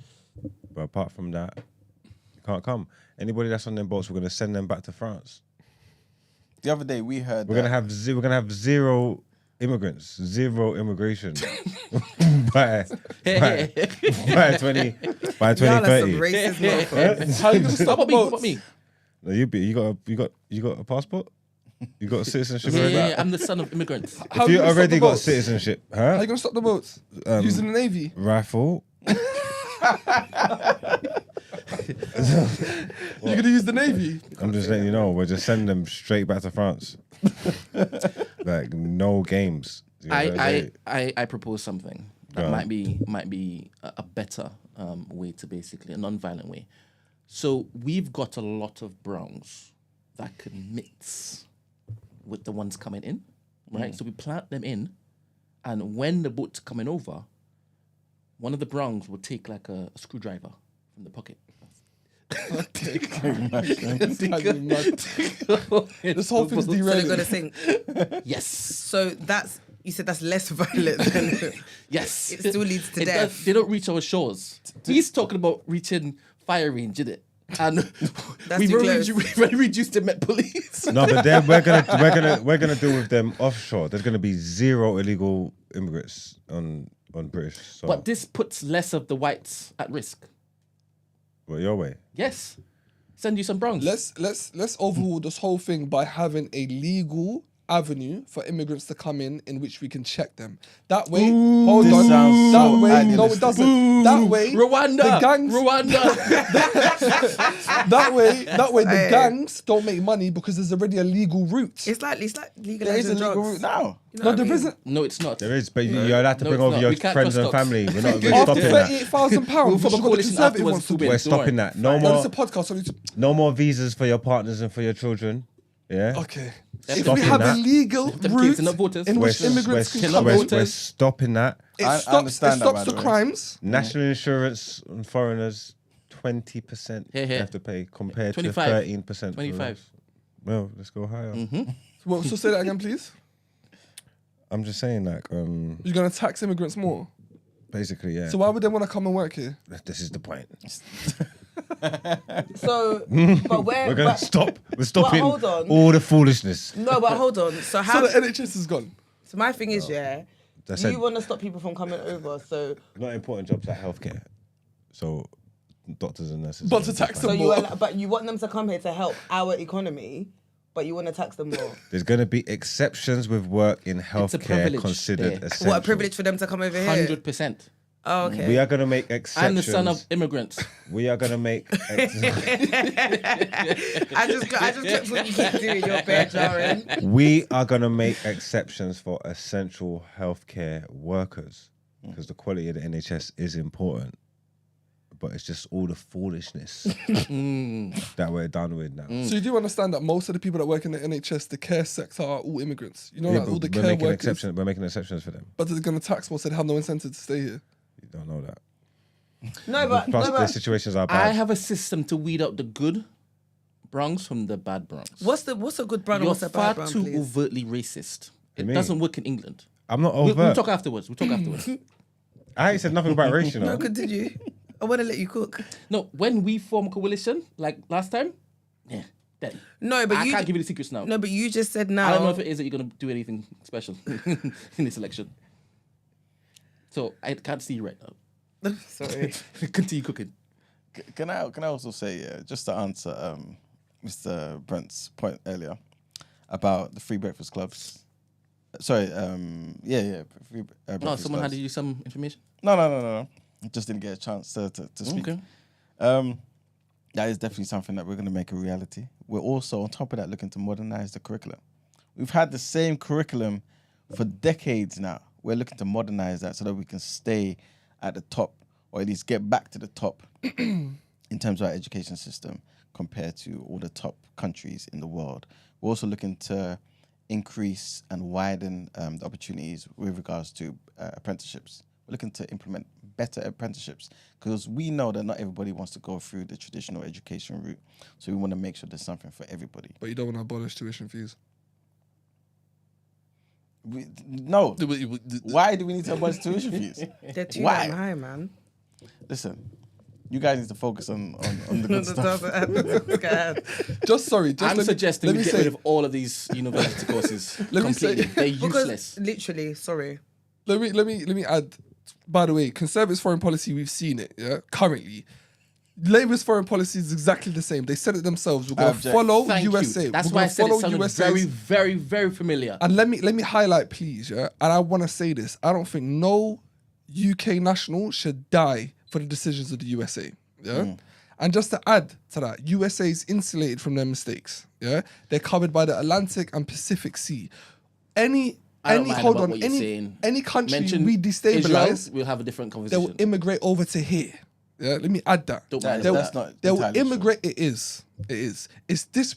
If you destabilize Mexico, they come to Europe. They're going across the border. To US. Europe is disproportionately affected by USA's decision.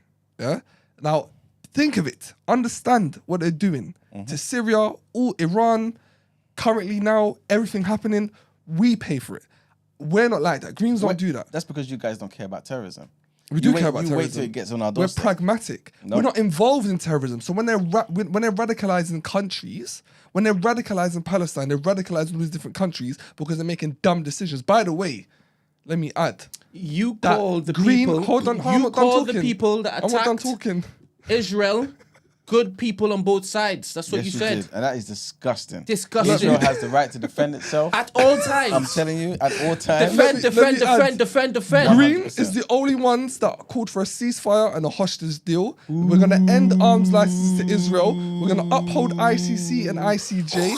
We're going to protect the right to protest, combat anti-Semitism. Labour's funded by Zionists. Refund UNRWA. This is just all speculation, guys. And stop. We get into that. Don't you find he's being anti-Semitic right now? Very anti-Semitic. Very anti-Semitic. Stop supporting occupation and apartheid. Green is the only one doing that. Greens ain't doing anything. Really. Labour Friends of Israel, as well as Jewish Labour Movement, have all come out as Zionists. People have gone through a lot in the last. We're treading crazy waters right now. Great people, the greatest. What is that flag on your head? Area. This is a sort of flag. It's a keffiyeh. Yeah, made in Palestine. Made in Palestine. Oh, so there are businesses in Palestine then? Yeah, there is. All right. In the West Bank. So what we are saying, in the West Bank, it's not in Gaza. It's not abandoned. This is crazy. So they have a government. This is fucking nuts. This must defend. They have a right to defend themselves. Oh man, you should be laughing like this though. I understand why we're doing it, but you're moving mad. You're moving mad.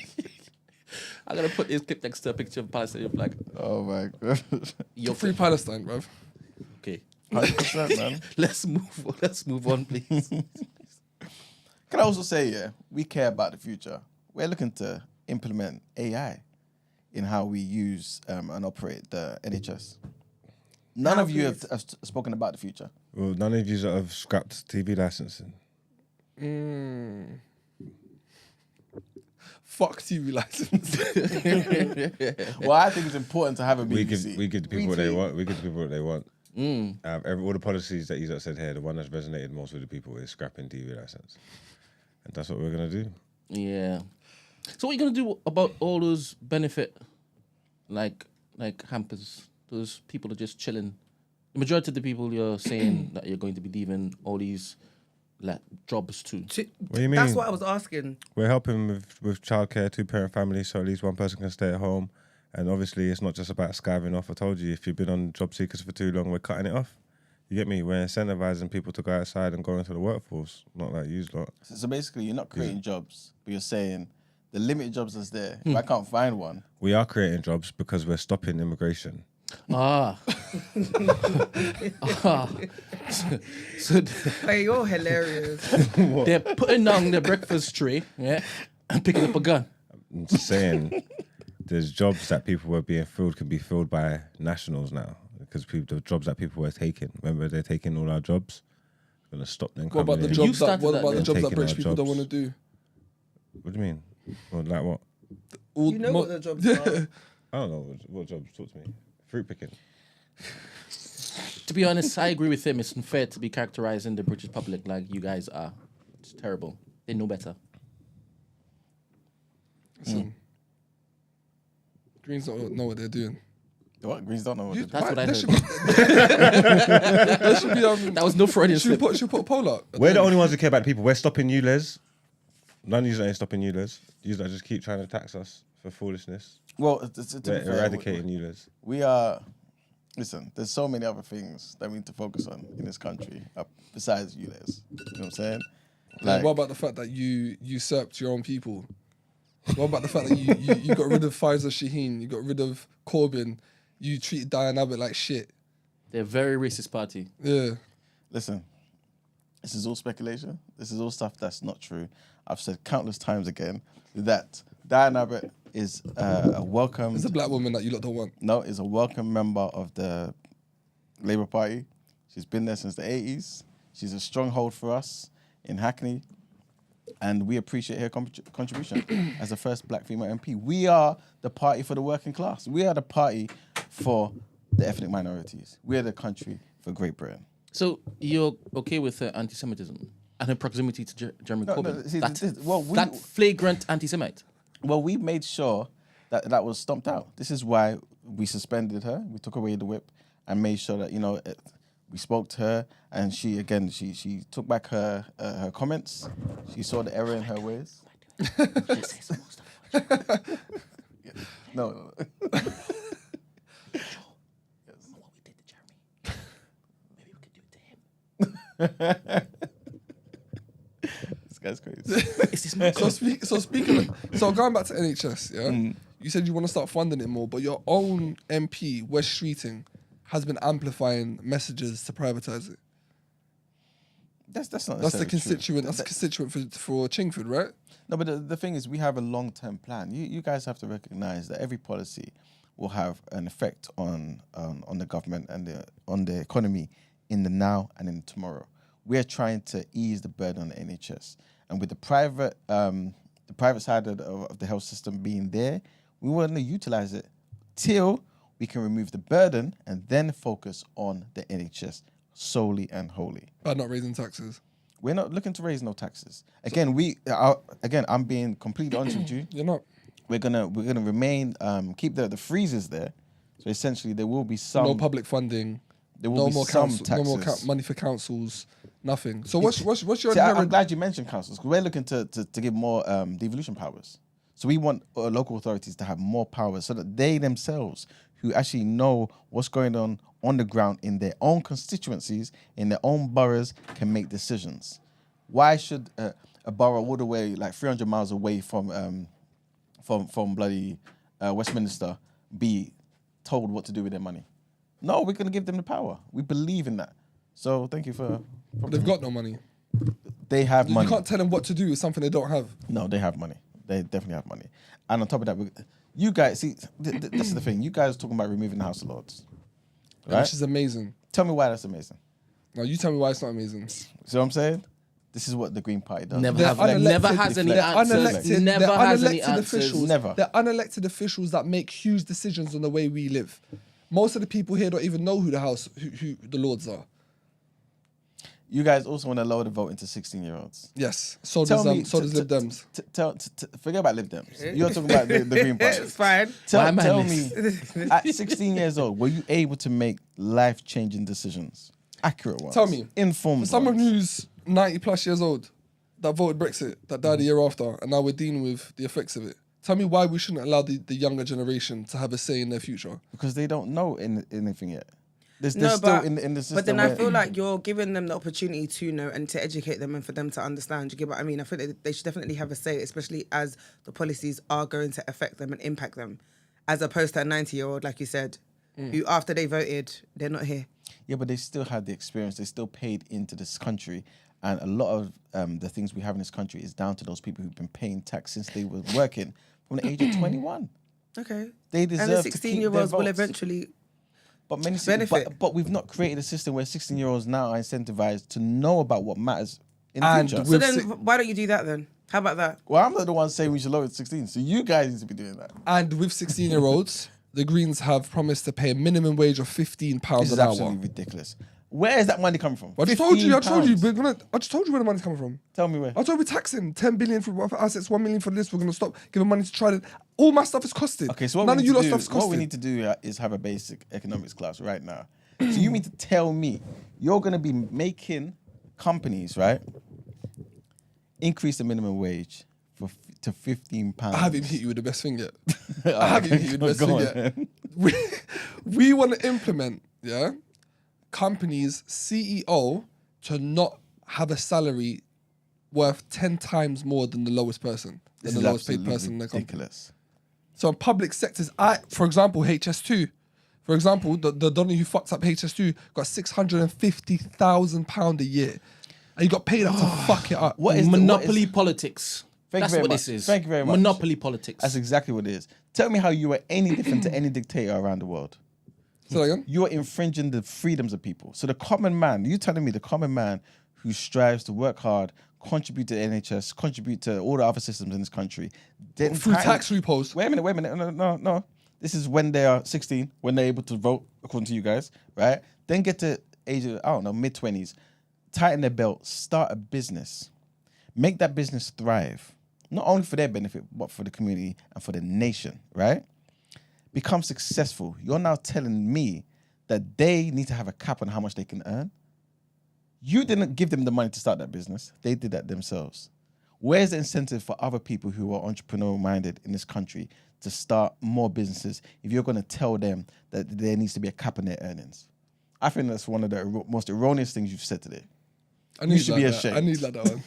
You should be need like that ashamed, one. Green Party. I knew you like that one. God damn it. Listen, it works for public sectors. Also, I'm sorry.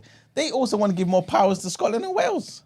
Boo. Why are we giving them referendums? What, are we throwing allegations to each other now? No, this is true. This is true. We already know the Scottish people have voted. They've said they want to be part of the UK. Why do you keep... I don't understand what's going on. They there. don't know what's good for them.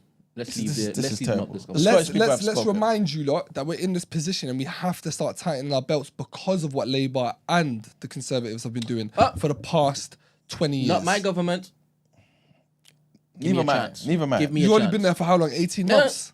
Not my predecessor. Sorry. we've burnt I 14 billion worth of I- PPE. You cannot dump me with their sins. I'm sorry.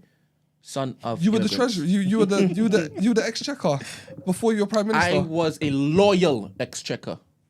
There's a difference. Can I also make another thing about the Green Party? Because the Green Party, again, now we're getting to the crux of it. We can see that the Green Party's manifesto is a piece of trash. And they keep talking about not increasing taxes in certain areas, but really increasing taxes in every When area. did I say I like wouldn't you said, increase like taxes? 50, like the 50K, like the 1% on people who have certain assets. Yeah, 10 million. On top of that, what they're not telling you is, not only is the tax increase is not going to be enough for their manifesto, they're looking to borrow more money Always borrowing. for climate transitions. That would plummet us further into This is poverty. disgraceful. Tell me. You want to borrow more Tell me money. read. So, let me get your argument right. You're saying that we're not going to have enough money to what we want to do because we're raising taxes that isn't going to earn enough money. You man aren't raising any No, taxes, that's not what I'm so saying. you're not going to have any Let money me anyway. clarify. What are you talking about? What I'm saying is, you are not working within your means. You are taxing us crazy amounts than any other government has. You and don't on top have- of that, you're you saying don't have 10 million the worth of money assets. from all these taxes is not even enough. We're going to borrow more money. We so we're going to believe- plunge us into more debt. There's absolutely going to be no economic growth, no stimulation, nothing under the Green Here Party. at the Greens, we believe if you have the broadest shoulders, you should be able to pay a modestly amount more. That's all we're asking. It's not a modest amount. 50K in this country is not a modest. It's not a huge amount. To For pay you £4, tax was me- it £4 a week? For you to tax me more, that does not make sense. To pay £4 extra a week is penalising modest. people. That's a cup of coffee, everyone. All right? That's a cup of coffee, not from Starbucks, ideally. We're boycotting them. But it's a cup of coffee. Many of us don't have the money, the excess money to go to Starbucks every single day to buy a cup of coffee. But you do. You're a sir. This is not about me and my personal life. You know what I'm saying? My mum and dad worked with tools. You're a tool maker. My dad is a tool maker. And my mum worked in the NHS. There you go. You know what I'm saying? I come from working class backgrounds. Plural. Backgrounds. I'm the son of immigrants. Should we do our closing statements? Um, And then do a poll at the end? yeah, 100%. Such an indecisive thing to say. But should we? Just get it done. Just get it done. Get Brexit done. It's done. 100%. Brexit's oven ready. We've seen, personally, I think the Green Party have shown that they just talk. Garbage. Just talk. And Not they're even really worth the concerned Rizzler. About at all. What I'm concerned about, though, is, and I do want to pose this to the Reform Party, why is it that you're adamant about not protecting our cousins in Ukraine? So what? Yes. Why are you adamant about stopping the amount of money that we're going to invest in Ukraine? And yeah, So don't you think we should protect Europe from dictators like Putin? No. We've got to protect home and we've got to protect Britain first. And that's what I'm trying to say. You are running around, raising taxes, doing all this stuff, taking hard-earned, innocent people's money to go and give it with foreign aid to other people. And that's not what you want to do. You know what I'm trying to say? If we cut back on spending on that war, you'd have money to fund, to put in other places, and you wouldn't have to tax the working class man. This is what the problem is in the first place. You know what I'm trying to say? Like, reform's about protecting home. You get me? Not about protecting abroad. You are still going to do HS2. You are all wasting money. I'm going to stop it. I'm going to say 50-something billion, easy. You know what I'm trying to say? That's going to get repurposed in my spending. It's going to help the communities in the country. You don't just want to take. We're trying to give. Why do you hate brown and black people? It's got nothing to do with brown and black people. I haven't spoken about the colour of these people. I just talk about people that has hair illegally. Who cares what colour they are? They could be pink, green, white. It doesn't matter. It's about being here illegally. It's not about race. It's about legal. I take umbrage with that question. It's not about race. It's never about race. Okay. 100%. 100%. We want the best people in the workforce. We just want the best. We just want the best in business and the best in class. It's not about race. You know what I'm trying to say? We want the best for Britain. That's what you are missing. Before we wrap up, I hope you guys don't mind me asking a further 2 questions to the Green Party and Reform as well. You guys obviously claim to care about our students of the future. Again, you guys want to give voting rights to 16-year-olds. And right? abolish tuition fees. And abolish. Thank you very much. Exactly what I'm going to get to. Who's going to be paying for all these? The teachers. This is the problem with Labour. You don't listen. Okay, I just told you talk to me. every way I was going to fund my manifesto. Okay, so making the people poorer and also borrowing. No, Putting us more debt. making the rich people pay a little bit more.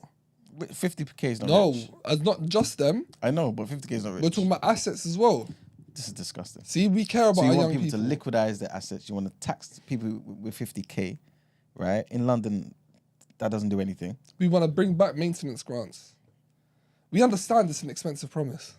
We at the Greens understand that it's an expensive promise. It also comes at a time when universities are worried about their finances.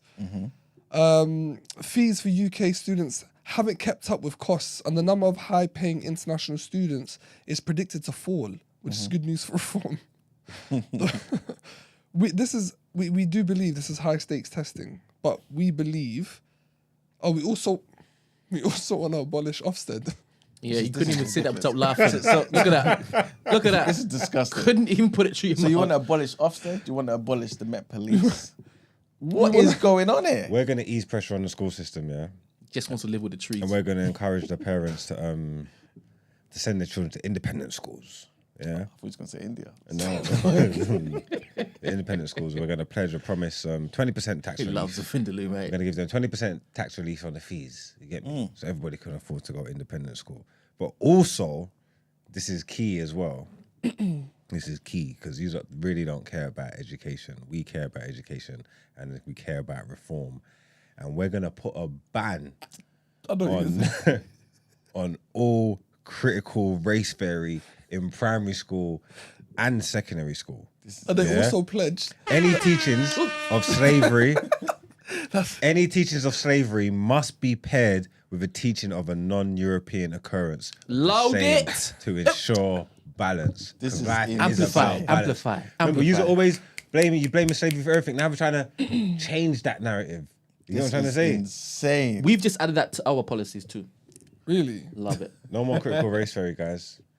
This is insane. We're guys. preaching oneness and harmony. No more division. With no the white more people only. segregation. Huh? With the white people only. No, A woman is a woman and a man is a man. that's facts. This is true. This is true. No, Greens What? don't believe that. Greens don't believe that. Greens don't Never believe do Lib that. Dems. wait, you can't step out. No, Take Greens, character. no, Greens Take don't character. believe that. No, they don't. We don't believe that. So what? No, so, Lib Dems so, don't. We want people to live within themselves. 100%. Yeah. And we want people to identify with As whatever trees they too, identify right? The with. same trees you guys That's gonna what be they living among. that's what they like. Then we're not here to judge them. We're so here for the community that we've pledged to invest $5 billion in community sports, art, and culture in England over 5 years, and remove the VAT from cultural activities across the UK. That's helping the young people. Not done yet. On media policy, What are the you gonna do for the Greens Jews? want to tighten laws so that no individual or company owns more than 20% of the media market. How are you gonna protect the Jews? This comes after Saudi Arabian businessmen bought 30% stake in the independent digital news and media, the owners of the Independent in 2017. people should be allowed That to should be- sell their reform should like that. businesses to whoever they want to sell it to. People should be allowed to. You should You're be allowed to sell infringing our arms to freedoms. whoever you want to Yes. and commit genocide to whoever you want to. We don't want to commit genocide. That's what We you're just doing want to now. give They have the Israel right to and other defend nations themselves. the right to defend themselves. Always 100%. They have Always. struggled since they got independence in the 40s. against the terrorists. Thank you very much. It's disgusting. The fact Disgusting. that people keep forgetting about October 7th. Always. People are minding their business. That's how it started. No, we stand with Palestine and we recognize the state of Palestine. Again, Yeah? the trees that you're Since smoking. 19... Listen, we're not going to get into all of this we're not. terrorist talk. Listen, at the end of the day, you guys not being realistic about your budget at all. I know you mentioned about the whole thing about tuition fees, reforms talking about getting rid of student loans as well. Pardon me, the interest on student loans. What they don't tell you is, though, you're still going to be paying it. They're going to increase the amount of time you get to pay it. So currently, if you haven't paid your student loans in 30 years, it's gone. They want to increase it to 45 years. So basically, when you're a pensioner, you can still be paying your student loans. We're extending the amount of time that you get. It's easing the burden, but we're taking away the interest. See what I'm trying to say? So more time when the debt's staying there, the longer it stays there, the more you spend. We have eradicated that and we've also allowed you more time to handle the debt. You know what I'm trying to say? So don't paint it as a bad thing. This is a good thing because student debt's been crippling people from the beginning of time. We've allowed you longer to pay it and we've took away the interest so you're not incurring more fees. You get what I'm trying to say? You're not being punished for not having money. So basically, when I'm a pensioner, some of my pension will be going towards my student fees. At the same rate that you signed up for. No more, no less. None of these parties are for the people. Like Lib Dems, How? We're getting rid of you, Les. like Lib Dems, That's what you keep saying.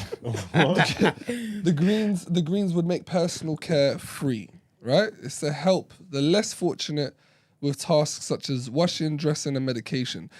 So we claim we're going to increase taxes on the wealthiest, and carbon tax would raise up to 150 billion a year. Yeah, to fund you listen to that. Yeah, to fund the monopoly range politics. of promises. We argue that putting more into early support for old and disabled people at home or in care homes would take the pressure off NHS. So not only are we going to put 8 billion more into NHS, we're doing proactive. We're making proactive decisions to help NHS. This is just crazy. I really think everyone in the Green Party needs to actually have a class in Economics 101 because you guys have no understanding of what makes it an economy grow, no understanding of what stimulates an economy, and to be fair, as much as they make it seem as though they care about people, they really don't if they want to make everyone tighten their belts by taxing the common man. This is absolutely disgusting. Plus, they actually want to borrow more money, which means potentially messing up inflation even worse. Reform, as far as I'm concerned, sounds good on paper, but a lot of this is closeted racism.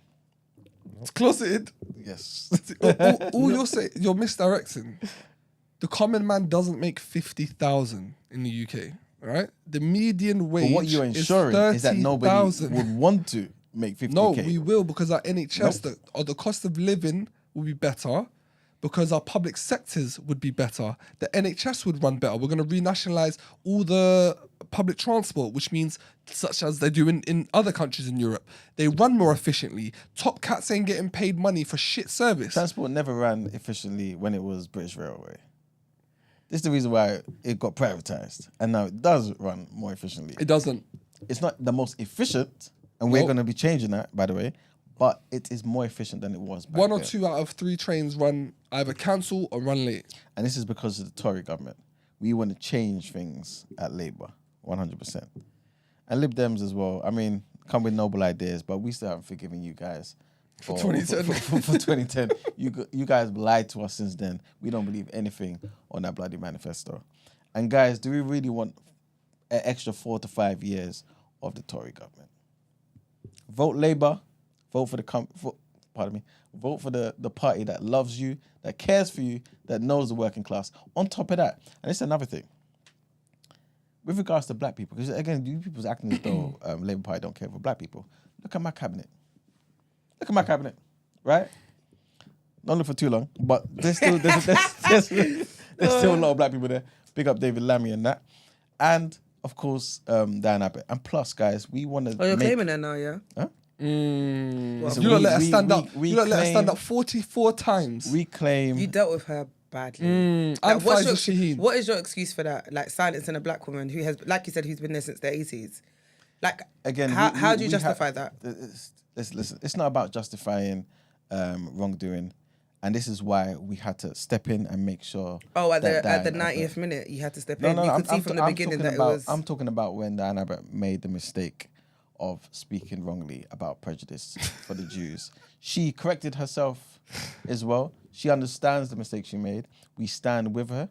She's able to run in the elections, and we support her like we did back in the 80s. We've got amazing people who contribute to this party, like Miss Dawn Butler, like Miss Ribeiro Addy, like David Larry, like so many countless people. On top of that, we already know, and I'm glad I've got everyone's attention here.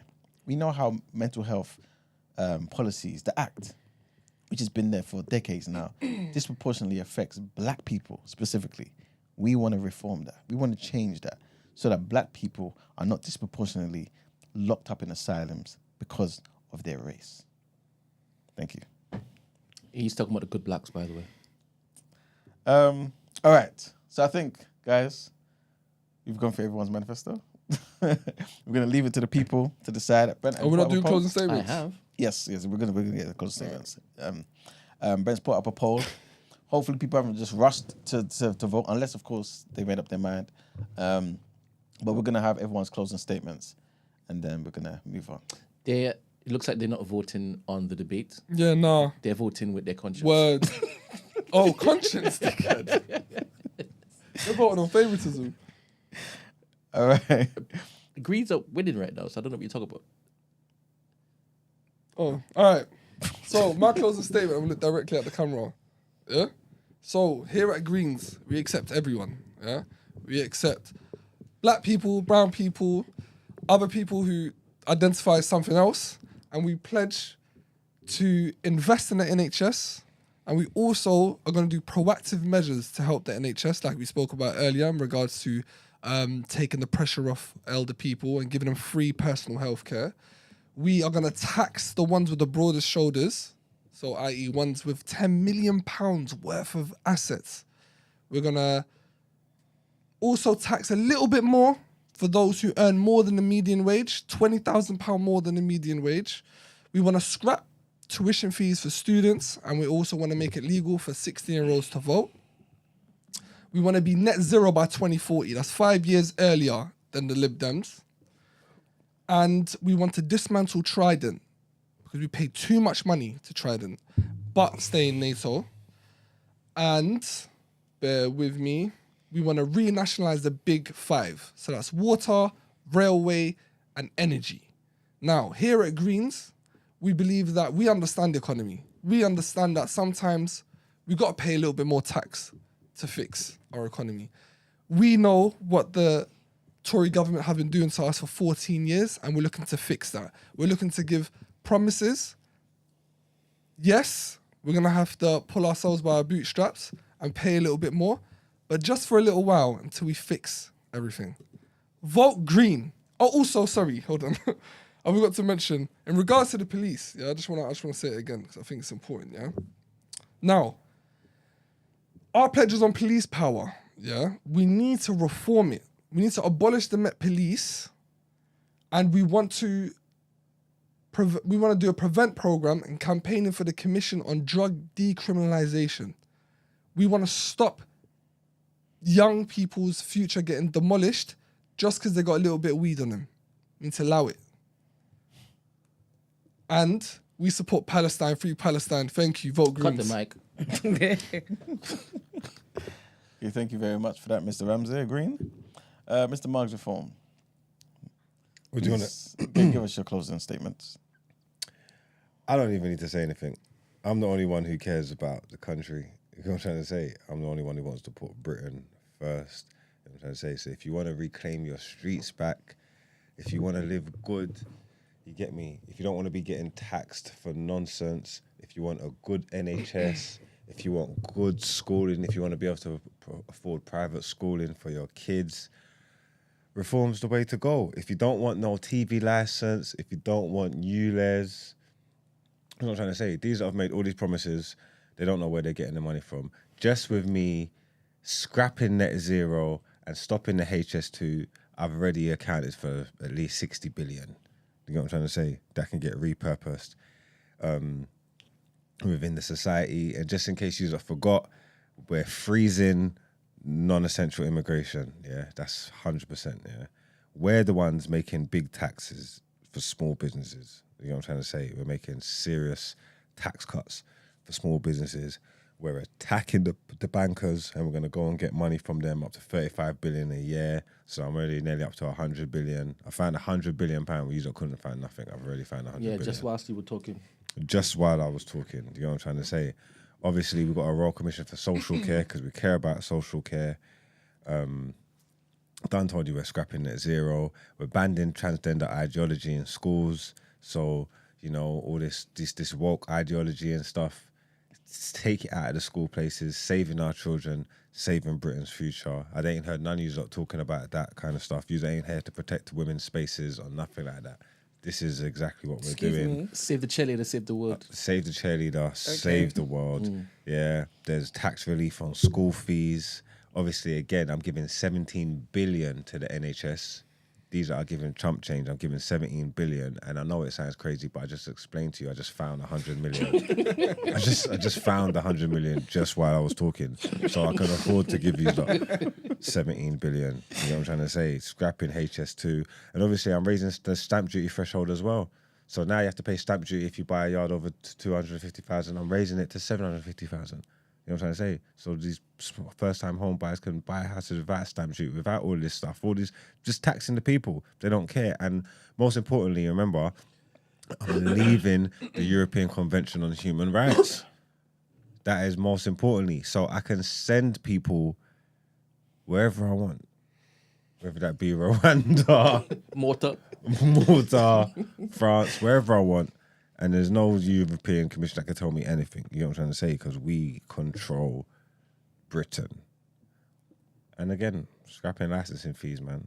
I think I dealt with the important issues, what the people want to see dealt with. You know what I'm trying to say? All that was just all fluff that you was doing. I've got the serious, hard-hitting issues, and I've taken care of them. I've raised 100 million just in talking. Yeah. It's going to get repurposed out to the communities. I've got the best interest of the people out. I'm scrapping ULEZ. We've heard you. TV license, we've heard you. So what are you not doing for us? Do you know what I What are mean? you not doing for It's us? like you're dying on that hill. We heard you. Okay, First, fine. second, third, fourth, and fifth I'm time. just saying, I got to drive it home. I got to drive the points home because what are you not doing for us? It's better than dying in the ocean. Sorry? Crazy. Spending it on what? Dying in the ocean? Better than dying. All right, thank you very much, Mr. Marks Reform. Miss Gina Lib Dem. Anyway, he's even just annoyed me. But anyway, like I said to you before, we're focusing on free personal care for those in England. We're cutting income tax. We're giving away 5k to everyone to further develop their training. So we're here for personal development and growth. For the ladies, the girldom, like I said, maternity pay is going to be doubled, which I think is a very big and important That's actually thing hard. for women, to be honest with you. And giving your partners extra time off to support you in that transitionary period of your life. In terms of the universal credit for childcare for your children and the child tax credit, we're getting rid of the cap to two kids per family. We're bringing back maintenance grants for those in education or higher education at uni. So, yeah, man, sorry. Look, at the end of the day gotta end.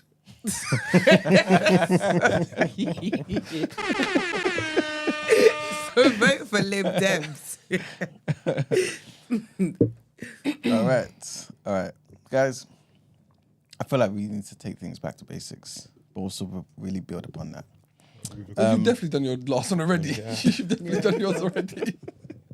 And what I'd like to say is, we've already seen this country, this great country of ours, suffer from a lack of economic growth. We are looking to kickstart economic growth. That is the core of everything this country needs to progress, right? We need to kickstart economic growth. And we have aims to become the highest, to get the highest sustained growth of all G7 nations. We're trying to look at bring to the country good jobs with productivity in every part of the country. How? By getting the state more involved. Like I said earlier, we're trying to get back to industrial policies where we support private businesses. We don't tell them what to do, but we support the private businesses that are strategically important to the development of this country. We want to increase business investments. We want to nationalize the railways as well. So as much as we criticize certain things that's going on with the railway, we want to nationalize at least parts of it to make sure that a lot of the nonsense that's going on, the leaky buckets, and with the funds just dripping out of every bloody hole, we want to stop all of that nonsense because a lot of that is ridiculous. Like I said, we want more devolved governments. With regards to energy, which the Green Party should be king in this particular area, and to be honest with you, they flopped diabolically. We're trying to set up a system where we can have great British energy that's owned by the people, so that we can really cut bills for good. Not just now, not just for election times, but for good, right?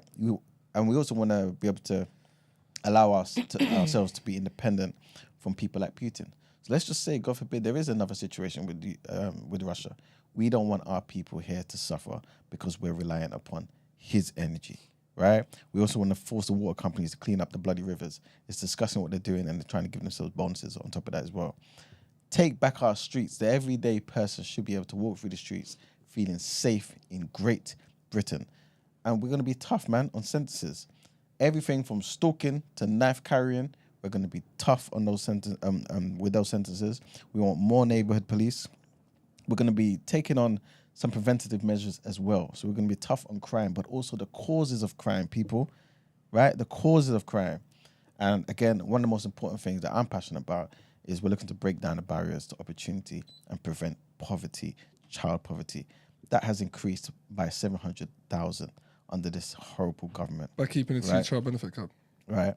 And so we're looking to also recruit 6,500 of new expert teachers for those same children. All kids. Those children who will now be lifted out of poverty. Yeah. Still rambling on.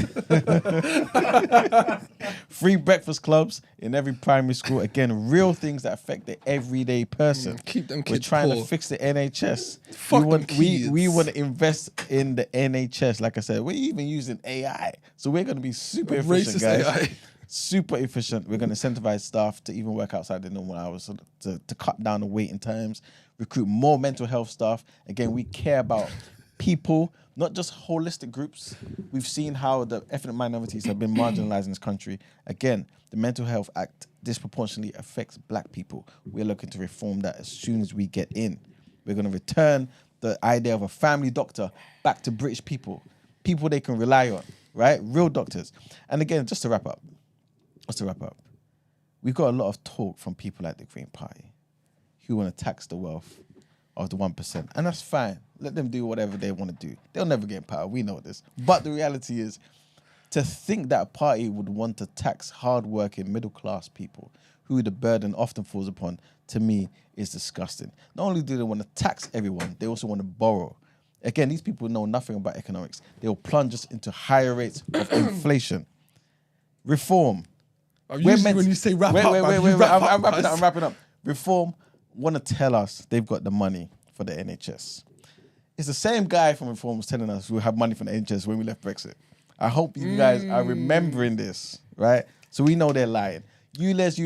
That's only lying. in London. What about the rest of Britain? No, they're not lying. I told you. HS2 will save Excuse me, us. this is my close statement. Right, cool. You're spending nonsense money on net zero and HS2. We saw the Syria banners. They were all lies. So we can't trust Reform. And I'm pretty sure I don't need to make a case for the Tories. They need to be out. They've decimated this country. Thank you very much. Thank you, sir, Emmanuel. Thank you. Mr. Brent and Tory. My message is very simple. As simple as the last 14 years of degradation. Shit. Induced poverty, induced homelessness, and Which is a choice, according to you lot. Interruptions again. Put the weed down. And I just have a simple 4-word statement. Bold action, secure future. Thank you. I thought you were going to say my parents were immigrants. That's 3. My parents were immigrants. All right, guys, man. Well, I guess we can wrap up our TDA debate, man. Hopefully you guys find it informative and it helps you guys on Thursday to make an informed decision. Remember, guys, we need to vote, man. And it shows that you can play devil's advocate on the other side as well. I'm trying to It's tell you called guys. steel manning. So, who are you voting? Green. I've been saying that. I told Natalie that as well. Okay. Margs, have you convinced yourself? I'm going Labour. Faye, man, convinced you. That's lovely. How about you, Manuel? I mean, I'm staying loyal to my party. Labour all the way. Okay. You've made a fantastic argument for your party. Really, really well. I love that you come prepared for whatever challenge you've been tasked with. Like, really, really, really. And I know that obviously you can tell the sincerity in my face because I'm not smiling at you. What? That's good. That's good. I'm all the same, please. You're a great, great asset. Margs? Perfect. Got the key points across, man. 100%. Emmanuel, obviously, as per usual, when it is you're not being dangerous. We scared him. We were saying stuff. Emmanuel was like, They're prepared. no, he was like, stop. And Gina played a blinder. Imagine, she did it, dropped the mic, she effed off. Lovely. For real. We're not voting for Lib Dems, though. Lib Dems alright though. The manifesto, I'm not gonna lie, that's alright. Sorry. I am disappointed you 2010. man are voting Labour, but Oh, you want us to go to the Greens? yeah, because I feel like it shows that Labour just can't have a landslide just chatting shit. and I think that's important. I'm not necessarily voting for Greens to think they're going to win and have a fucking whitewash. It's just to show that that everyone's sick of the status quo. And when I talk to a lot of people that are like, oh, why are we gonna vote? Nothing changes anyway. It's because we haven't had a chance to show radical change. So I think now is really, really an important time to show that Labour no one's rallying behind them like they used to. I 100% agree with you, but I just feel like some of the other parties haven't taken the opportunity, except Reform, to be fair. Green Party, there's a lot of nonsense in their Really? Yes. But Labour stuff is like genuinely isn't even costed for. A lot of their stuff is just piggybacking off everything else. That is true. Yeah. That is true, and that's why I this may sound a bit crazy. I feel like the Tories, obviously everyone knows they've been terrible, Yeah. but I don't think Rishi's policies himself have been the worst, right? With regards to like how the Tories have fared over the last 14 years, and I think that's why Labour have taken on a lot of what he's doing, because he's aware of the current state. And if they change things too drastically, we may get a Liz Truss situation. I think, and you have to also be realistic about the UK's responsibilities, like with regards to like foreign. that makes sense, but I feel like they're scared just to be pragmatic and say, listen, everything's fucked. We're gonna be in power, but we're gonna have to tighten our belts. And I feel like they haven't said that. The other parties have been a lot more pragmatic. Obviously, with Greens pledges, that's what they are. They're pledges. They're always going to be overarching. They're always going to try and aim for the best. And I feel like when you look at the Greens manifesto, it's a lot of that. When you look at Labour's manifesto, I think Keir Starmer's pictured it 11 times.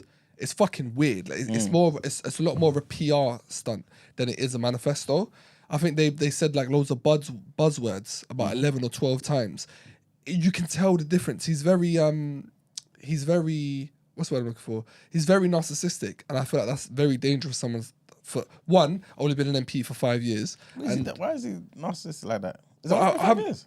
He's only been an MP for 5 years, off the top of my head, and he's very for self. A lot of the stuff he's trying to improve himself. You can check out the manifesto. Look at it. Also, from what I heard in regards to Clacton, which is Nigel's seat, they've removed the black MP that was going to run and was doing really, really well. He was really young. Can't remember his name. I could probably get it for you if you give me time. Javon. Yeah, He's going to come on. Is he? Yeah. Oh, I'd love to talk to him. We wanted him to come on before, but obviously he had to focus on the... But they took him out now. Keir Starmer said, get the fuck out of here. Yeah, get the fuck out of here. So Alright, they cool. kicked him out of here. And they kicked him out of here because he was loved, right? He was young. He was black. He was Apparently, taking all he of the dressed, shine he away dressed from... amazingly. He's what all Daily Mail was talking about it. Yeah. All the right-wing pundits were saying, look at this guy, he's really good. So Keir Starmer was like, no. I dress amazingly. The fuck out of here. Yeah. Which is now certified Nigel's seat for Clacton. Everything that man does is for self. And I mean that as in his own career. Not for the betterment of the party and definitely not for the betterment of the UK. I think he's just a fucking complete dickhead.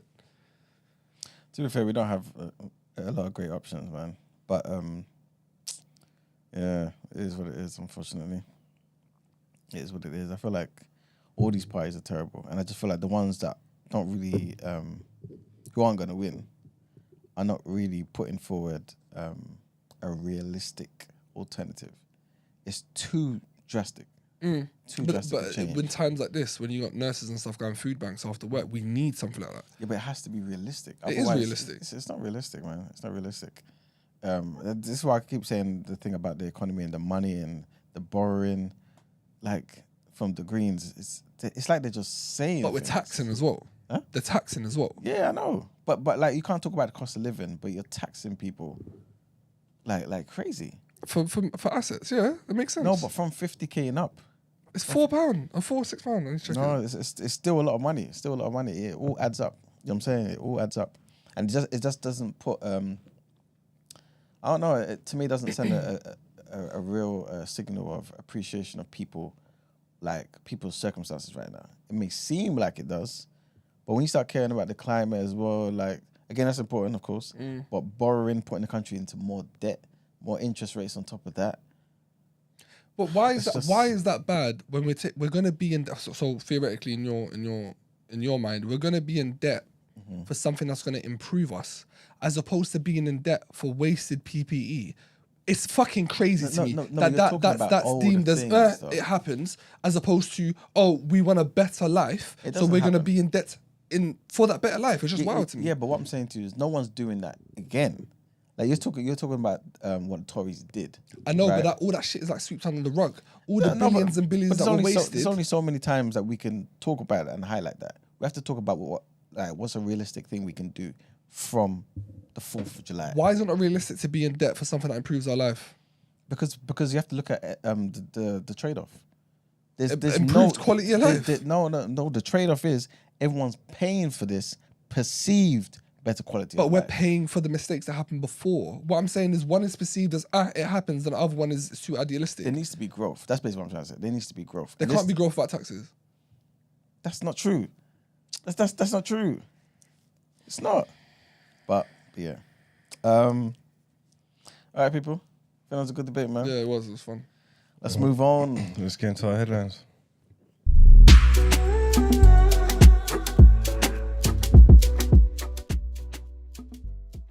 All right, let me just read the result of the poll. You ended it. Huh? You ended it. Oh crap! I shouldn't have. Nah, give people. Some people are not on time in it. But anyway, let's see what it is. All right. The winner with 43% is Greens. Come on. Come on. Come on. Come on. Second is Tory Light, which is Labour. Third is Get the Coloureds Out. I can't believe that. I can't believe that. Nigel. And fourth is Nick Clegg's niece, Gina, 14%. Wow. Black people want reform, you know. You think black people are watching this? So it could be the undercover whites and the TV chat. And we got some coconuts. We got all of them, man. Oh man, We got all of them. I can't believe you people voted for Green, man. Come You on. look crazy. Come on. Real recognize real. You don't want to stay broke. Like Green Party is insane. They don't know about money. But anyway, we won't go into that. Sound upset. All right, so our next headline. The US Supreme Court has said that Donald Trump and other former presidents are partially immune from criminal prosecution in a major legal victory for the Republican White House candidate. So the 6-3 ruling did not outright dismiss an indictment that charges Trump with plotting to overturn the 2020 election, but it did strip away key elements of the case against him. The justices found that a president has immunity for official acts, but is not immune for unofficial acts, and has referred the matter back to a trial judge. The 3 liberal justices dissented strongly, expressing fear for our democracy. The president is now a king above the law, wrote Justice Sonia Sotomayor. I even heard Biden talking about this as well, saying no president should be above the law, this, that, and the third. Imagine if they start bringing back his old trials. But yeah, next headline. And the Israeli military has ordered Palestinians to leave a wide sweep of land to the east of the southern Gaza city of Khan Yunis after rockets were fired towards Israel. People in the area first received audio messages telling them to leave before the Israeli military posted a message in Arabic, repeating the warning to social media. Witnesses say that many people are already fleeing. It comes after about 20 rockets were launched in the heaviest such attack in months, with a number intercepted and others landing in open areas with no injuries reported. The PIJ, the Palestinian Islamic Jihad, said that it launched a barrage in response to Israeli crimes. And our last headline, and the Democratic president, Joe Biden's family, has urged him to ignore calls to step aside following his disastrous debate against the Republican Donald Trump. He spent Sunday with relatives at a presidential retreat where they encouraged him to keep fighting. This is according to CBS News, right? Anxiety has gripped sections of the party following a rambling and at times incoherent performance in Atlanta. Polls since then suggest concerns about his age. He's 81. And yeah, people are concerned, man. CBS News YouGov poll released on Sunday indicated that 72% of registered voters believe that the president does not have the mental or cognitive health to serve as a president. 72%. Nearly half of Democratic voters said that he should step aside as well. Half of the Democrats. But the message from his campaign team and his family is that he remains the party's best hope to defeat Trump. And that's it for the headlines, people. We got now, People's Journal. Yeah, briefly. All right then.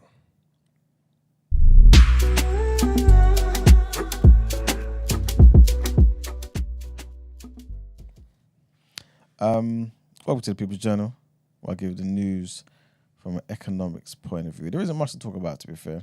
And most of the things we spoke about with regards to the economy are things that are going to be implemented after the elections, which we already went through. And the only thing I wanted to mention is briefly that the whole private school thing, with Labour's plan to slap 20% VAT on private school fees, pretty much has led to fears of closures, man, in a lot of these schools. I was reading something in the Telegraph as well where they're talking about how legally, right, he may not be allowed to do it. There may be a little loophole which will prevent Keir Starmer and the Labour government from actually removing that VAT relief for private schools. I doubt it, to be fair. It looks like they're kind of just clutching at straws and hoping for the best. But yeah, it is looking like this is going to be something that's going to be implemented, man. There's a grammar school in Oldham which says that obviously the children whose parents pay about £15,000 a year for them to attend are still like among an elite minority, right? So they're a selective fee paying school. They're one of around 2,500 independent schools that educate 7% of the school population. So it's 7% of the country, right? It may seem like a small amount, but still, a lot of people that come out and influence the country come from private schools. You know what I'm saying? A lot of people that go in and go into certain jobs, they come from these establishments. And if elected, like I said, Labour says it will end the VAT exemption on fees, making them subject to 20% tax, which the party is saying is going to raise an estimated £1.6 billion. And they're going to use that money, since you were asking where the money's going to come from, to hire the 6,500 teachers in the state sector, which then educates the 93% children that's left over. So yeah, long story short, private school parents, they're scared about the increase, man, and how that may be passed on. A lot of people, though, a lot of these private schools have, I guess, their independent groups in it that will allow for a buffer in it over time, so that people are not hit with the 20% straight away. Mm-hmm. But some schools apparently have already closed or are thinking about closing because of this particular thing, which would mean some schools, like Farage has said many times, some students, will leave those schools and go into state schools, which would then put a burden on the state schools. You know what I'm saying? So it just seems kind of counterproductive as well, at least now, anyway, in the immediate future. Next thing I wanted to mention, which is the last thing, apparently a free streaming service is looking to be launched, man, in the UK by Fox. Mm-hmm. Fox? Rupert Murdoch's Fox Corporation. It's called Tubi or Tubby, Tubi. Tubi, I heard about it. I got in America. Yeah, it's going to be... I've been seeing hella memes about that. Apparently it's trash. Oh, is it? Yeah. Well, it's free. Okay. You know what I'm saying? That's what happens when you get free stuff. You know what I'm saying? Privatize NHS. I'm joking. But yeah, like you said, they operate in North America already. It's got 80 million active users already in America. They've got like more than 20,000 films, TV episodes on there as well. All of those things are going to be offered. It's the Sheen of the movie industry. Pretty much. Yeah. Pretty much. But Sheen's cleaning up the market, man. So a lot of people their child labor. Great, wonderful, amazing. So a lot of people are going to be moving over, it seems, anyway. But anyway, they're going to be rivaling Netflix, Amazon Prime, the likes of Disney Plus and things of that nature. So if you are interested, that reminds me. So this is, in fact, the last thing I want to talk about, but I hope you guys take it on board. So yesterday we were talking about, and Mark and Brent were asking me questions about this as well, about the whole the Virgin Points, right? Remember the Virgin Points? Yeah, cool. So I was minding my business. I went to Virgin Red. So guys, if you can, open up an account with Virgin Red, like as in just go to Virgin Red basically, and set up an account. And long story short, I was on there yesterday. I want to get it up, and the same offer that I was talking about back then is present now. So basically, what you can do is you can buy Virgin Points and get up to 70% off those Virgin Points. So is it similar to, like, you know, when you work for a company and they give you a website to buy like a gift card for Sainsbury's or something, but you buy it at a lower rate, like a 5%. Exactly. Right. Exactly. But it still has the same monetary value. Yeah. I completely understand. Exactly. So it's like buying a gift card for the flight you're gonna buy via their website. Bingo. That's okay. exactly it. Okay. So, Marks, Brent, if you're looking to travel anywhere, especially if that place, Virgin flying there, please go to this And you've website. used it, yeah? You flied with it, like nothing, you had no issues. Yeah, 100%. What's called 100%. Virgin Red, yeah? Huh? Virgin Virgin Red. Red. Look, you can buy Virgin points Oh, that's right mad. now. I screenshotted it. Mad. I'll put it in the Discord as Discord. well. But let me just read a few things in it so you guys can actually see everything in context. Basically, it says, hey, if you want it right now, or are you putting some points away for a rainy day or sunny day, buy Virgin points and receive up to 70% bonus points. This is between June 28th and the 7th of July. Also, if you did it between the 8th of July and the 4th of August, it's going to be 60%. So essentially, you're buying X amount of points, and then you get 20% bonus or 40%, depending on the amount of points you buy. So obviously, if you're buying for a family, for example, you may want to buy 125 to 1,000 to 200,000 points. I believe the cap is 200,000 points. That's the most you can buy. How much that will cost? How much will that cost? I'm not too sure. But basically, whatever you buy, if you buy that range, it's very user-friendly as well. So it will tell you how much it will cost you, plus the extra that you will get. So you'll be basically essentially buying, let's just say, 4 flights and getting 2 for free. That's how basically what it will boil down to. So again, people, check that out. Check that out. I'm going to post it in the Discord. If you haven't already, sign up to the Discord. And then, it should be laid out there for you as well, man. Or just Google buy Virgin points.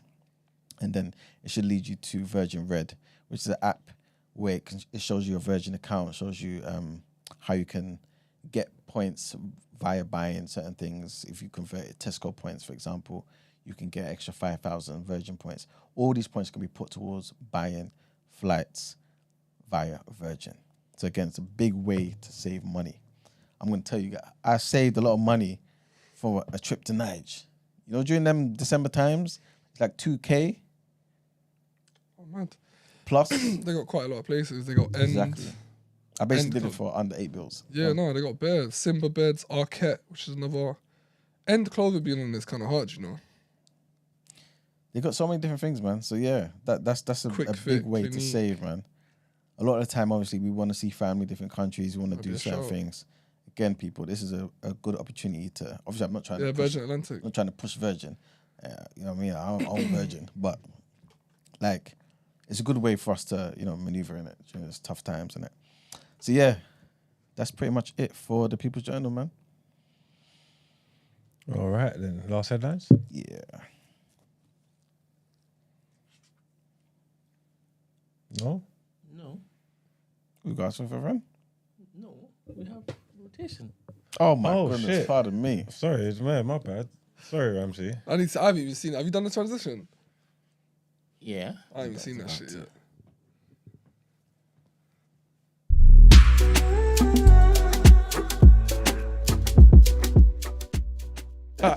I like that. All right, people.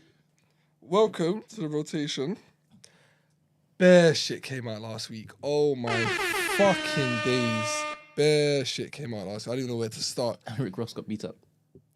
Yeah, that's in the news part. It was more so his boy more than him, but that's from the news part. I'm talking about drops. Now, we have Marsha. I can't say her last name. How do you say her last name? The one, Allah. Florentry. One hand Florentry. It's Marsha Ambrosius. Yeah, Ambrosia. Ambrosia? Something like that. And Dr. Dre released the album Serious? called Casablanca. It is meaty. Meaty. She's singing, but it was trying to fit this theme. I don't really know who the demographic was for. It sounded like it should have come out in 2010. And obviously when you think of Dr. Dre, you think, oh shit, it might bang. But it was just, to me, it was soulless. She can sing, but it wasn't conceptual. She sampled a lot. Like, she sampled Minnie Riperton, not necessarily the sound, but the lyrics. Okay. Sampled Minnie Riperton, the Mary Jane Girls, and Michael Jackson. One of the tracks is called Thrill Her, as opposed to Thriller, which is garbage. The song's Great. She's like saying, baby, you okay? baby, you okay? Like, it's just, it's so dead. It's dead. Next album, unfortunately, You need to let us do some homework. I posted it on the thing. Don't tell me. I posted it on Friday. I said New Music Friday, and I posted all these albums up. For who? For everyone to listen to. No, was I tagged in it? No. All right, because that's... There's a reason I didn't tag you. Like, I've got easily about 7 other albums to talk about. I would do the homework so I can basically go back to back, innit? Because you might be talking rubbish. And I like to watch or listen to things before I make like a statement on it. I haven't even started on the other albums, bruv. It's so many fucking albums. Cool. Boldy James and the Beat Conductor. Sorry, and Conductor Williams, not Beat Conductor, that's Madlib. Big up Bodie James. Yes, solid Boldy James. And Conductor Williams, if you haven't heard of him, is a producer who does a lot of work with Matt Cammy, Griselda. His beats are hard. Solid work. Personally, I'm not a big Boldy James fan. Man. I think he's very monotonous in his cadence. Yeah. But he reminds me of Big Sean in that way, where he just got that one kind of monotone and currency kind of. But it was a solid body of work. Hiatus Coyote also released the album. If you lot do not know who that is. Nope. Yeah, my favorite artist. Okay. Alright. Hiatus Coyote is from New Zealand. We're fully inspired by like Jay Dilla, Okay. D'Angelo. Yeah, they're like a band. Neo Soul sort of thing. Huh? Neo Soul sort of. Kind of influences. more electronic, but like electronic neo soul type of thing. They released an album called Love Heart Cheat Code, which to me it veered too much on the electronic side. It was too noisy. I wasn't really feeling it. My favorite track on there was let me get it. It was BMO. Hold on. BMO is Beautiful, which is a reference to Adventure Time. I don't know if you don't watch Adventure Time. Yeah. That's Favorite TV show. Shut up. BMO is from a cartoon called Adventure Time, which I thought was funny. Heady One released an album last week as well. Have you got a chance to listen to it, Mugs? You a Heady One fan? Yep. Yeah? You might have to teach me, because I'm not. It's drill has never really been for me. Did you like him and K-Trap's mixtape? I haven't heard the mixtape, but I only know the song. But there's something about, again, Heady One is that cadence-wise is the English version of Boldy James. He has one cadence. He doesn't tend to play with his rap voice, if that makes sense. And it gets really, really monotonous to me. But I get his bars. I just can't listen to it for too long. Okay. But for the album, let me say, one of the tracks, he had a track called Recall / Why You Look So Tired. I like Heady One when he's rapping on proper trap beats. Like when the hi-hats are hitting, that's when I like listening to his shit. But when you got songs, a lot of the first 5 songs are quite slow. Personally, it's not really my thing. He done a song with Skrillex. Do you remember Skrillex? Yeah. It wasn't for me, man. So you say, what, you're not rating it at all? It's not for me, so I can't rate it because of that I don't listen to Heady One. Right, So me okay. rating it would be just me talking shit for the sake of talking shit. There was another track that I really liked. Where is it? Oh, funnily enough, the track with D Block Europe, really good. It's called Braided. The beat on there is actually fucking hard. Why are you surprised by that? Because I don't like D Block Europe. I'm not, but they're not, again, it's not for me. Like I'm more like American backpack rap.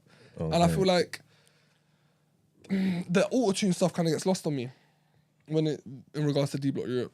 It's just, I'm not their demographic. It's just not my thing. That drill type thing, it's not my thing. Kehlani, thanks Ed for giving me more fucking work. Reminded me that Kehlani's album dropped last week called Crash. He told me Jill Scott was on the album. You know, I had to run to that shit. She weren't singing, she was fucking talking, which was great, amazing. But that was still the best track. I think the first half of the album is given like super generic pop kind of vibes. To be honest, I've never really run to Kehlani for her work. Lupe dropped an album as well called Samurai. And here's something I think a lot of people may not know about the album. What? It's a conceptual. You say like that for? Oh, you don't rate with Lupe? After the second album, not interested. What? Which was The Cool. Yes. That was a hard album. Yeah, after that. Oh, Yeah. right. Yeah, The Like Cool all was lasers and all that stuff. The Cool was easily one of the best albums he's ever dropped. But no, Lupe's new album called Samurai is, funnily enough, a conceptual album based on Amy Winehouse being a battle rapper. So he's based the album off a voicemail I think Amy Winehouse left to one of her producers, basically saying that she's been coming up with bars as a battle rapper and she's like a samurai. And he basically just done the whole album conceptualized or idealizing Amy Winehouse. Okay. So it's super creative. It's bars for bars for bars for bars to the point where I don't understand the fucking word he's saying. It was very like Mos Def type. You know, Mos Def just rhymes and it's not necessarily cohesive, but we still love Mos Def. It's giving me those kind of vibes. But the track Samurai itself is actually a really, really good track. Is there any like features from Amy Winehouse? No features at all, just all himself. Okay. I think it's about 8 tracks. It's not a long album, half an hour. So it was just himself. It better be only 8 tracks. Can't be any longer It's than that. bars for bars for bars for bars. Megan Thee Stallion dropped an album called Megan. Big Crit was on one of the, I know. I saw it, I thought, oh shit. And I think it's one of the best tracks. It's like, you know, I fuck with Big Crit. It makes sense because they're both from the South. She also had a track which sampled and referenced anime called Jujutsu Kaisen. Okay. This is why I'm gonna start showing my super nerdiness. It's kind of hard. She's naming all the characters.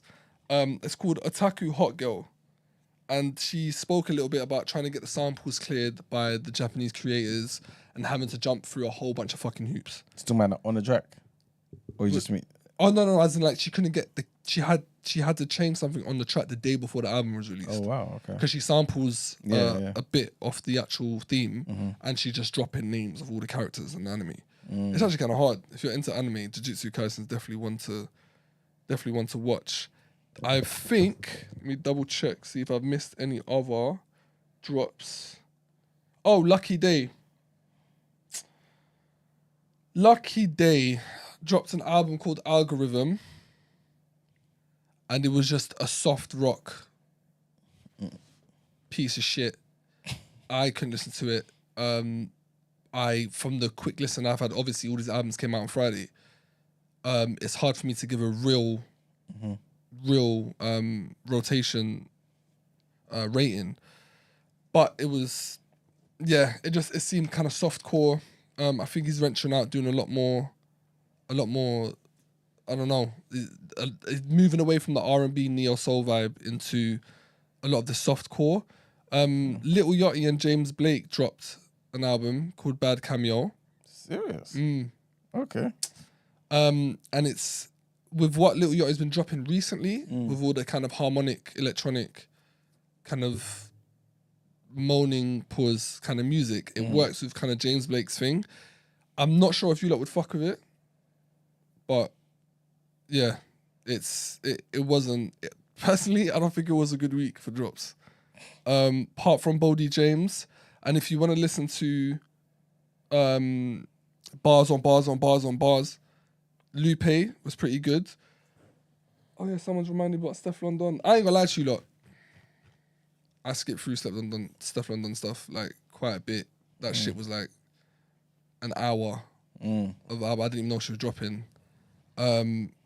Kind of skipped through that. There was so much to get through, so I don't really have an opinion on it. All I know is that I'm not Steph London's demographic.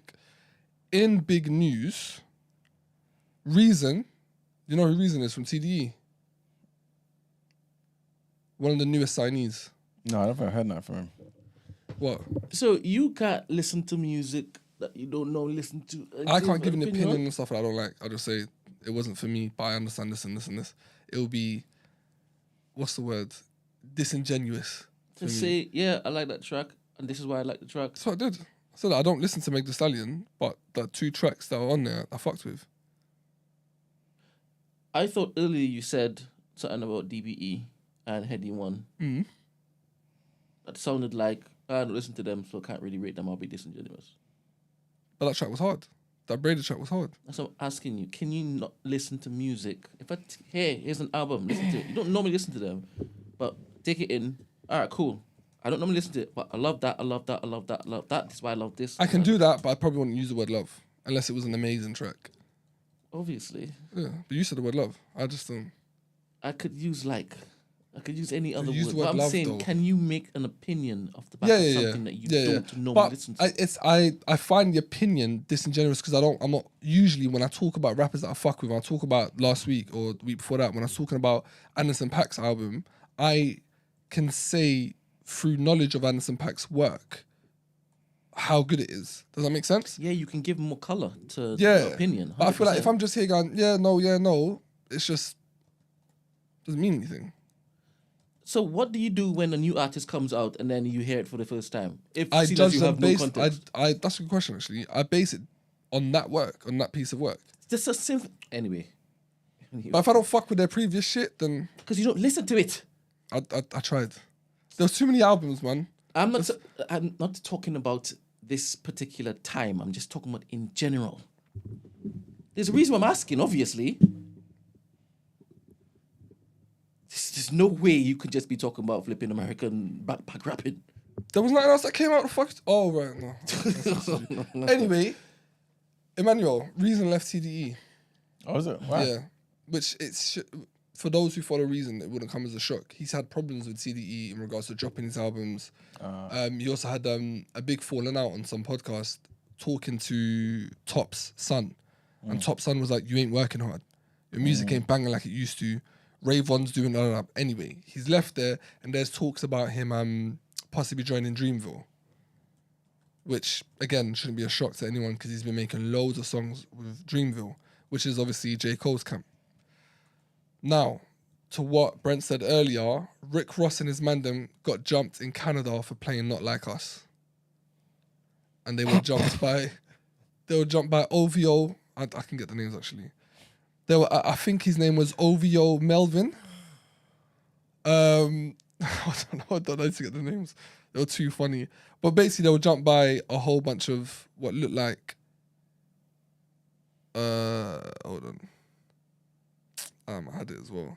But yeah, one of the guys, it wasn't Rick Ross himself, but one of Rick Ross's guys got fucked up. And he was getting literally the shit kicked out of him. I believe, what's his name? Academics posted it. And Drake liked it. Drake being the little bitch he is here we go. I think I found it. Give me a sec. Where we at? Oh, I can't find it. Anyway, got jumped in Canada by what looked like a whole bunch of white men riding for Drake. So they're fighting for a paedophile. Or an alleged paedophile. Yeah, that was the news. I thought it was a bit sneaky. More news. Obviously, I wasn't here last week. Apologies. But I want to talk about the pop-out. Kendrick Lamar's pop-out. And just say... Where we at? I just wanted to mention all the artists that came on there. So we got... How many times have you watched it by now? You know what? I haven't watched the whole thing. I've skimmed through it, but I wanted to get to Kendrick's set. And the Kendrick set was obviously the best fucking set. And when he had Black Hippie, which is big for anyone that follows all that Black TDE shit, having Black Hippie on there, which is Absol, J-Rock, and Schoolboy Q, it was big. You know, I forgot Absol's, he's near enough going blind now. Oh, serious? When you watch it, they're like helping him throughout, like walking through the stage. I just thought they would help, I don't know what's the thing. Yeah, the Biden thing. But he's actually turning blind. Wow. So it was nice to see them all together. Tommy the Clown was big for anyone that's into dancing. Do you not know who Tommy the Clown is? No? So he's big in LA. He's started crumping. So you know all that crumping shit that they do? You know what crumping is? No. I would do Unless it. I see it. And then... I ain't giving Brent a clip like that. And he got like a weird case or something. No, that's Baka. No, I heard Tommy has as well. No, don't start projecting. Baka's got a weird case. Why is he around? I don't know. All right. Steve Lacy came out. Tyler, the Creator came out. Why both of them have? But I'm just saying it's big for LA. It's not big for Kendrick. It's big for LA. Oh, okay. It's big for the whole of West Coast. YG obviously came out, which was funny because according to Drake, YG's the only one that knows how to bust a set. That was interesting to see. That was funny. Roddy Ricch obviously came out. Don Kennedy came out. Just bare man them from LA. Ray Vaughan, Remble, A lot of Zoe Osama came out. Like all of these unknown artists that DJ Head brought out. So look, man, it was live. The whole thing's fucking live. You skipped it. No, I watched the Ramble part, Ray Vaughan part. Westside Boogie came out. Come on, man, you saw the stage, bruv. He brought all the sets together, bruv. He brought the Pyru with this Pyru and that gang and this blood and this. It was all. Such a fake. It was amazing, fake bruv. fan, man. I would have expected him to watch the entire thing, you know. Yeah, I thought you would have watched it from Go to the highlights. you start know. to finish. Is that Black Robe? I can't believe you just gone to the highlights. That doesn't speak What to the rest dedication. of the jump up did on Twitter. Imagine. And speaking with authority as well. It was mad. Call back, please, whoever just called. I have no. So who was the best outside of Kendrick? Who doesn't know? Kendrick, bruv. You see? Kendrick brought all the men together. I was saying outside of Kendrick, who was the best performer? Bruv, I can't Don't do stuff Can't like say. that. Can't say. Don't do it. Can't say. Don't do it. Don't do it. Tyler killed shit. YG killed shit. Rayvon? Well, Rayvon only did a bit, innit? Mm. Rayvon, Westside Boogie again only did a bit. YG had a whole set with Mustard. Morning. Morning. How are you? I'm good. It's the Bathroom Diaries. All right. Hi. I just thought I would quickly mention to Ramsey about the Steph London's album. Yes. Because normally I don't really care about her music at all, to be honest with you. Like, I like her music, but it's not something I would invest in. Yeah. So I kind of get your point. But there are a few tracks on there that were actually really good and quite deep. And I just thought, for TDA's sake, obviously, because she's like a black female woman from the UK, I think it'll be really good to just give it a listen again. And then even if you don't like it, then... Could you post the tracks on Discord then, and I'll listen to it? Oh, it's on YouTube. What? What'd you say?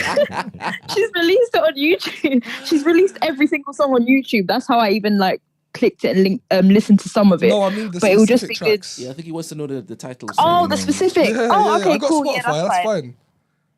Oh, yeah, no, that's cool. I'll do that then. Yeah, Okay, sure. cool. What about All it right, did you take care, like? guys. There was just this one song, I can't remember what it was called, but she was just being really open and honest and just talking about like the state of the UK, the state of black people, and just being really real and talking about like women selling their bodies and all that stuff. And I was like, oh, I didn't know she could get this deep and just be personal, because I feel like a lot of the time she just keeps her personal life personal. So I just thought that song was really good. And there was another kind of churchy, choiry song that was deep. So it was two songs that I heard that was deep, and I was like, oh, there's like depth to her. So it'd just be interesting to hear your opinion and a breakdown of it, because I think people kind of just dismiss Steph London a bit. Has she ever? But yeah, that was it. Have you heard her past stuff? Just the bait ones. Oh, okay, all right. Like they're ones that come on the TV and stuff, but not. I haven't listened to her mixtapes, if she's even had mixtapes like that. I don't know. Right, that'd be interesting to know if this is like the first time doing it. Then it must be a sick track. Because if it was her first time being introspective, then I'd imagine the track would be sick. But yeah, post a name up and I'll definitely listen to it. All right, cool. Thank Take you. care, guys. See you later. Thank you. I forgot to mention as well, Freddie Gibbs' album Bandana, which is the second installment. Oh, he's smiling already. Second installment to him and Madlib's album is 5 years old. Oh, is it? Yeah, 5? fucking 5 years old. Wow. That album is stupid cold. Like, dumb. Freddie Gibbs, before he was Spready Gibbs, is amazing. Especially with Madlib, if you lot don't know, is another producer around the J Dilla time. Huge producer. Prolific in hip hop. But yeah, Bandana, 5 years old. Do you listen to, you know Freddie Gibbs? I don't listen to him like that. I know who he is. You listen to him like that? All right, cool. Not for no particular reason. Oh, okay. Just haven't gotten to him. Yeah. All right. Now, the Put You On segment, did any of you like get a chance to listen to it? Yeah. Marks? Yeah.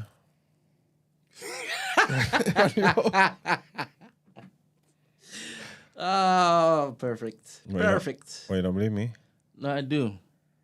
Yeah, that's good. I definitely do. Emmanuel, you heard it? No. Brent, what was your stand-up track? the obvious one, which was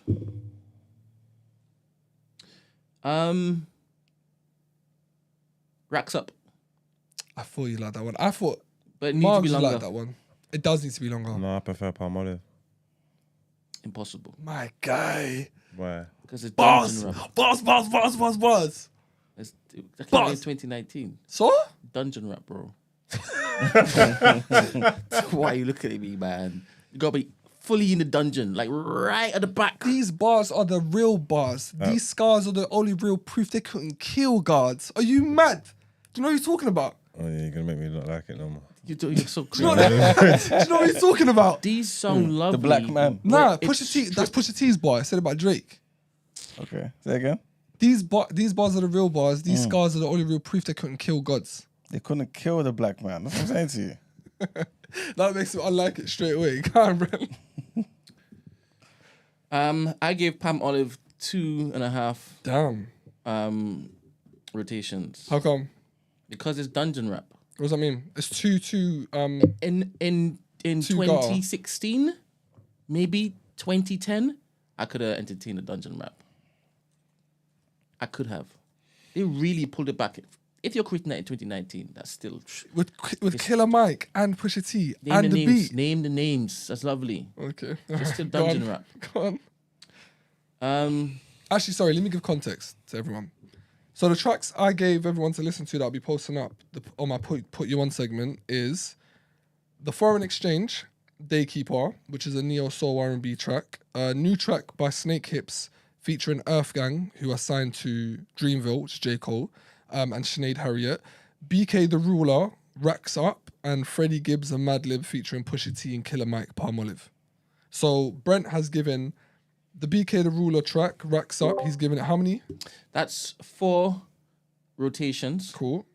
And you given Freddie Gibbs But track? it needs to be longer. Yeah, for sure. Anything that's sampling Hey Love, I'm a big fan of. I've heard about 3 renditions or samples of that. Say that over again. the past 4 weeks. Any track that samples Hey Lover, I'm a big fan of. Okay, cool. Go on. Yeah. But it needs to be longer. That's right up my street. That went right into my Pause. rotation. Okay, cool. Go on. Yeah, I'm a grown man. Daykeeper, 2.5 rotations. I'm sorry. Really? Maybe maybe 3 on a tired day. Okay, cool. Yeah. All right. Being a minute, 2.5 rotations. Okay. And Palm Olive, like I said, 2.5 2.5. rotations. Okay, cool. Yeah. All right. Marks, what are you saying? I didn't know I was supposed to be ranking these. No, but just what you thought. I didn't think much of. And you can rank it. Just use out of 5. Can't remember. I was surprised you like that house song. I'm not surprised at all. I know what he likes now. Yeah, no, I didn't think he'd be liking that house shit. He looks like he goes to those. I don't go to nowhere. Stay in my house. Yeah, I can't remember what I rated them, but I was going through them. None of them didn't really move me. You definitely like Racks Up. Out of all Yeah, of them, that's what I thought he 100%. did. That's what I thought he'd like the 100%. most. He's I an thought R&B Marks guy. would fuck with Racks He's an Up. R&B guy. Of course he did. You just can't remember it. If Well, I mute the mic right now and play it, you'd be Yeah, like, yeah, yeah, yeah. I love it. I went through the songs. I had my money on Racks Up for you. What's the last song there? That's off my like list. Palm Olive. Is Racks up there? Nah. Then I guess I didn't like it. He did. On my phone. I'm going to mute it and play it. Yeah? Okay. I'm going to mute it and play it. You haven't heard it, have you? You haven't heard Nah, that? I've heard it, yeah. Impossible. I'm gonna listen on my way back. It's not like I'm saying I didn't like. I'm saying it didn't do nothing for me, innit? I would put my money down on that track as well. Is it muted? Not yet. I'm going to do it right to the end. I like Palm Olive. I thought they was kicking it on there still.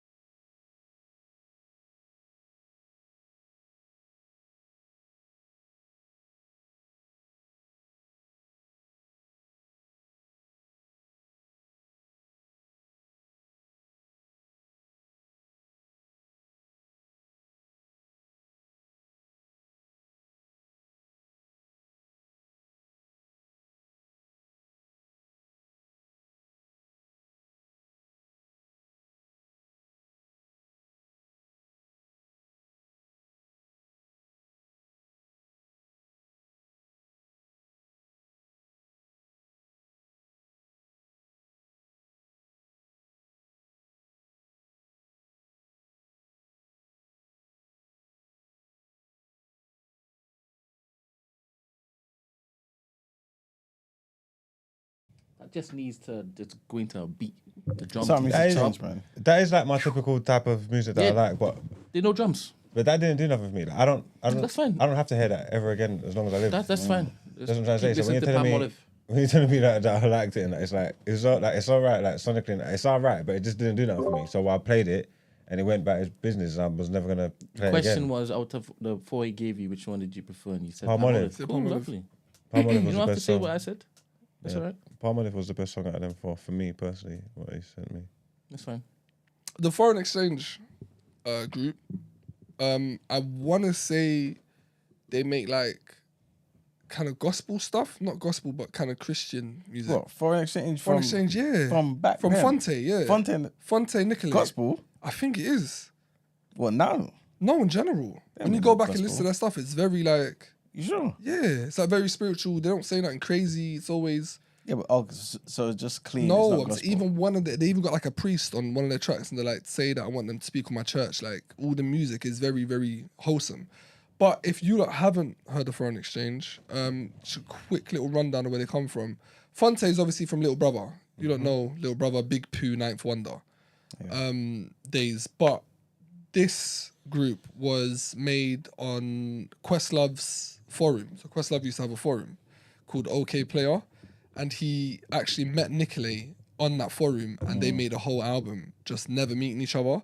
Nicolay would make the beat, Fonte would sing, and then they would kind of, that's where their name came from. I think one of the first songs or projects called Foreign Exchange. They're proper neo soul. I mean, the albums are, obviously haven't released anything recently, I don't believe, but a lot of their shit is hard. I mean, if you want to listen to some wholesome neo soul, then I would definitely say check Foreign Exchange. But I'll be posting all this on the Discord anyway. Dope. And I think that brings, apart from quick, oh yeah, what I remembered. Not Like Us is obviously, there's going to be a video for it. And there are talks that Drake is about to release something else. I don't believe it. I don't see why he would. But Not Like Us, I think might drop this week because Big Sean's dropping as well this week with Eminem. And he tends to shit on Big Sean's drops. So I put my money down at the end of this week. There should be a Not Like Us video dropping. Margs, you sitting at the edge of your seat. What, for the Not Like Us video? Not really. I've essentially seen it, innit? Ain't it the performance? No. And He went to outside LA. the shop and all that. He went and shot it with all the mandem. I mean, it's been done, innit? It's not going to add anything. It's not going to add anything to the experience, is it? People are theorizing that he's changed up the song just for that video. What do you mean? That they're gonna be like a different type of. It's not gonna be like the Not Like Us we've heard. It's gonna be something else. Also, the call revamp. Yeah, Oh, that could give it some life then. live. It's not dead. It's been alive. It's But charted what I'm trying to again. say is, you're not gonna that watching the video is not gonna change the experience. Like you said, if he's revamped it, then it could feel different in it. But just seeing the video, that doesn't. What does that do? It Not Like unifies Us. the whole of the West Coast.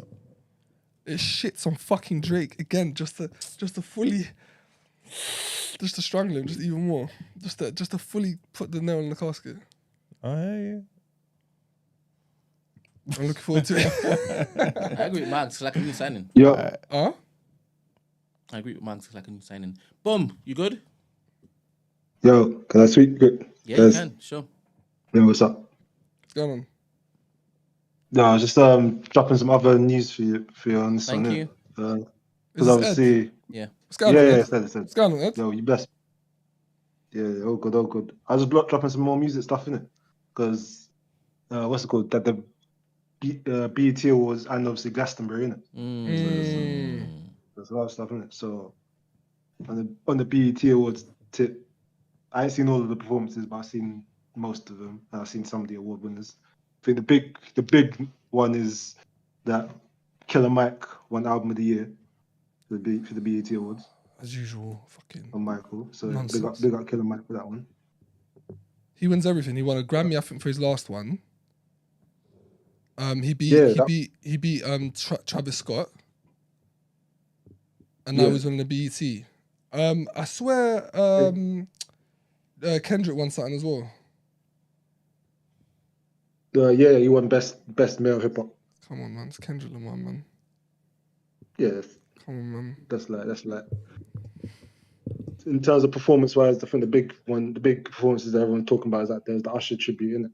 Oh, So, right. like, yeah, that's bare viral right now. So that Gambino, I think Kiki Palmer, Summer Walker, Coco Jones, loads of others, Tiana Taylor, Victoria Monet, bare people just did a nice little tribute medley for him. And on Gambino, Gambino did a Jay-Z and violated BET. Yes, I saw that. He said, You saw that one. he said something about, He's got more Grammys than Will Smith, but Yeah. the same amount of BET was a Sam Smith. You get me? did you hear that? Crazy. Nah, I saw the quote somewhere though. That's funny.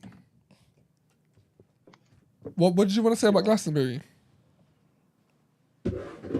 No, I was gonna shout out to obviously on the main stage. You know, we had for us for the Africans in the building. You know, Ira Star touched main stage. Femi Kuti touched main stage. So, you know, you gotta give them a shout. Burner touched main stage as well.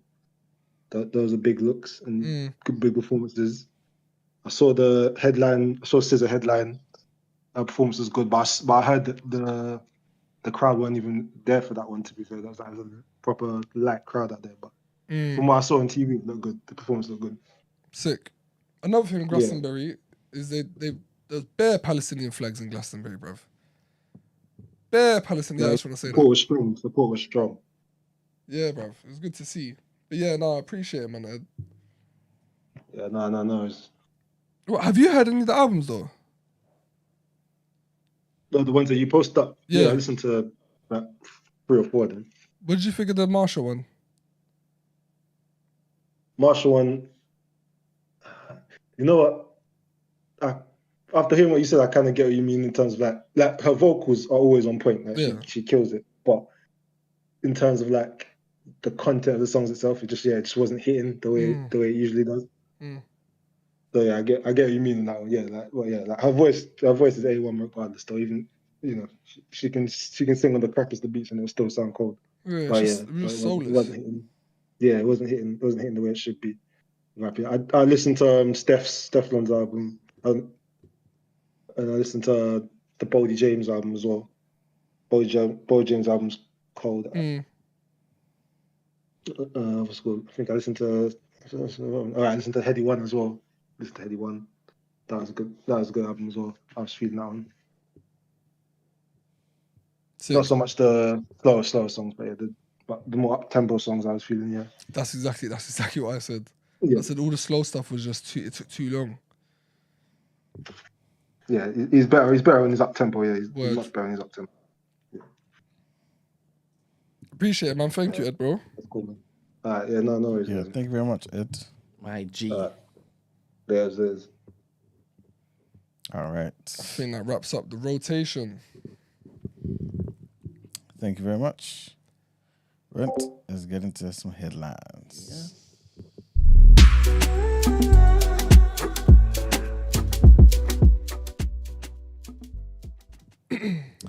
All right, people. Oh, So trigger. She made it to next year. Was it done? Yeah, basically out of there. Yeah. Oh, okay. All right, so people, trigger warning on this next headline. At least 39 people have been killed and hundreds more injured in anti-government demonstrations in Kenya. This is what the National Rights Watchdog has said as activists geared up for a new round of protests this week. The toll announced by the KNCHR, which is the Kenya National Commission on Human Rights, is almost double the figure previously disclosed by the authorities for those killed while contesting a set of unpopular tax increases that have now been withdrawn. I'm not too sure if you guys saw what's going on. Like, the Kenyans, they really didn't tolerate the nonsense that was happening, man. So, like, good on them for making sure the government basically withdrew those tax increases. The state-funded body said in a statement that data from our records indicates that 39 people have died and 361 have been injured in relation to the protests countrywide, adding that the figures covered the period between the 18th of June and yesterday, the 1st of July. It also said that there had been 32 cases of enforced or involuntary disappearances and 627 arrests of protesters. Next headline, and Sudan is facing horror beyond imagination. This is what the outgoing UN aid chief has warned, with 750,000 people under imminent threat of famine and with conditions in danger of worsening even further. So this same person, by the name of Griffiths, was speaking to The Guardian and said that while Gaza is the subject of intense media coverage and diplomatic effort, albeit unsuccessful so far, another, potentially much larger, human-made tragedy is unfolding in Sudan, largely out of the world's sight and with little sign of diplomatic progress. Statistics published on Tuesday by the Integrated Food Security Phase Classification (IPC) show that 495,000 Palestinians in Gaza face catastrophic conditions defined as an extreme lack of food, starvation, and exhaustion of coping capacities over the coming 6 months. Over the same period, the panel of experts estimated that 755,262 people in Sudan faced the same Phase 5 catastrophic conditions, while a further 8.5 million Sudanese people face a 5-4 emergency defined as a state where acute malnutrition and disease levels are excessively high and the risk of hunger-related death is rapidly increasing. So I'm saying, people, there's a lot of stuff that's going on. Focus on Africa. Next headline: Hurricane Beryl has made landfall on the Caribbean island of Carriacou after becoming the earliest storm of its strength to form in the Atlantic, fueled by record warm waters. So Carriacou is one of the islands of Grenada, where officials said that winds increased up to 150 miles per hour, blowing off roofs and causing other damage. The National Hurricane Center said that this is an extremely dangerous and life-threatening situation.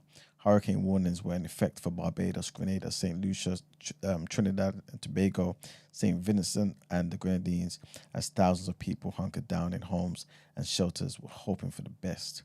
Ralph Gonsalves, who's the Prime Minister of St. Vincent and the Grenadines, said it's going to be terrible and said it's basically ahead of the storm as he urged people to stay indoors and wait this monster out. And that's it for our headlines. Let's go into the reaction, Brent.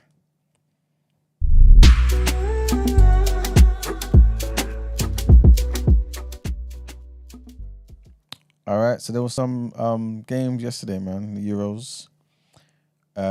Only 2 games, so I'll just say the scores quickly. France beat Belgium 1-0. Portugal beat Slovenia 3 goals to 0 on penalties, though. So yeah, the France. I saw the highlights, man. The France and Belgium. That was a tough game, innit? Yeah. Very tough game. They scored what 80 something minute, 87 minutes. Right, yeah. So yeah, man. So Belgium are out, man. France go through and Portugal go through. There's some games today as well. So Romania is going to be up against the Netherlands at 5 p.m. today, and Austria is going to be playing Turkey at 8 p.m. today as well. So obviously tomorrow we'll let you know what happens with those and what's going to be happening at the next stage of the Euros. There isn't much else to talk about, to be fair. The other day we didn't mention about Alex Pereira, who's in the UFC, man. He beat some other guy defending his UFC light heavyweight title as well. So just wanted to pick him up as well. He joined the UFC just 2 years ago. It's quickly become a 2-weight champion. Previously he had the middleweight title. And yeah, so basically they had UFC 303 on the weekend. Pereira, basically, he was good, man. He knocked out this guy, what's his name? Prochazka in the second round with a head kick. Crazy. The guy was just gone. He disguised it well, but at the same time, when you first look at it, you think, why didn't you defend this? You know what I'm saying? Like, it came from now and there. You had time. But obviously, the way he did it was sick. And then obviously, just went in there, man, just did the whole ground and pound, and he was out of there, second round. So, successfully defending his title. So, big up him, man. But besides that, there isn't much else to talk about in reaction, man. So, I believe we can go into our outro. All right, then.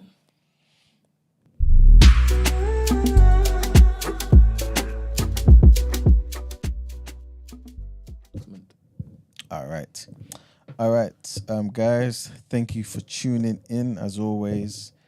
Thank you for Ramsey coming in, representing the Green Party. Come on. You know You know what I'm saying? Further spreading their propaganda. Okay. I think it was a good show, man, and hopefully you guys found it informative, man, and we gave you everything that you needed to make an informed decision. Again, voting is a right that we didn't always have. You know what I'm saying? So let's just use it properly and hopefully change the future for our families, man. You know what I mean? So yeah, that's what I wanted to say. We've got 2 announcements. Brent's gonna say his announcement in a minute. Just wanted to say, big up our good brother Daryl Blake. You know what I'm saying? Every time the brother comes here, you know what I'm saying, I'm just excited. You know what I'm saying? Always dropping some sick information, edifying the people, inspiring the people, and pushing us forward towards true liberation. You know what I'm saying? I mentioned him because we had a conversation the other day, and hopefully you guys know that he carries out some tours, Black History tours in London.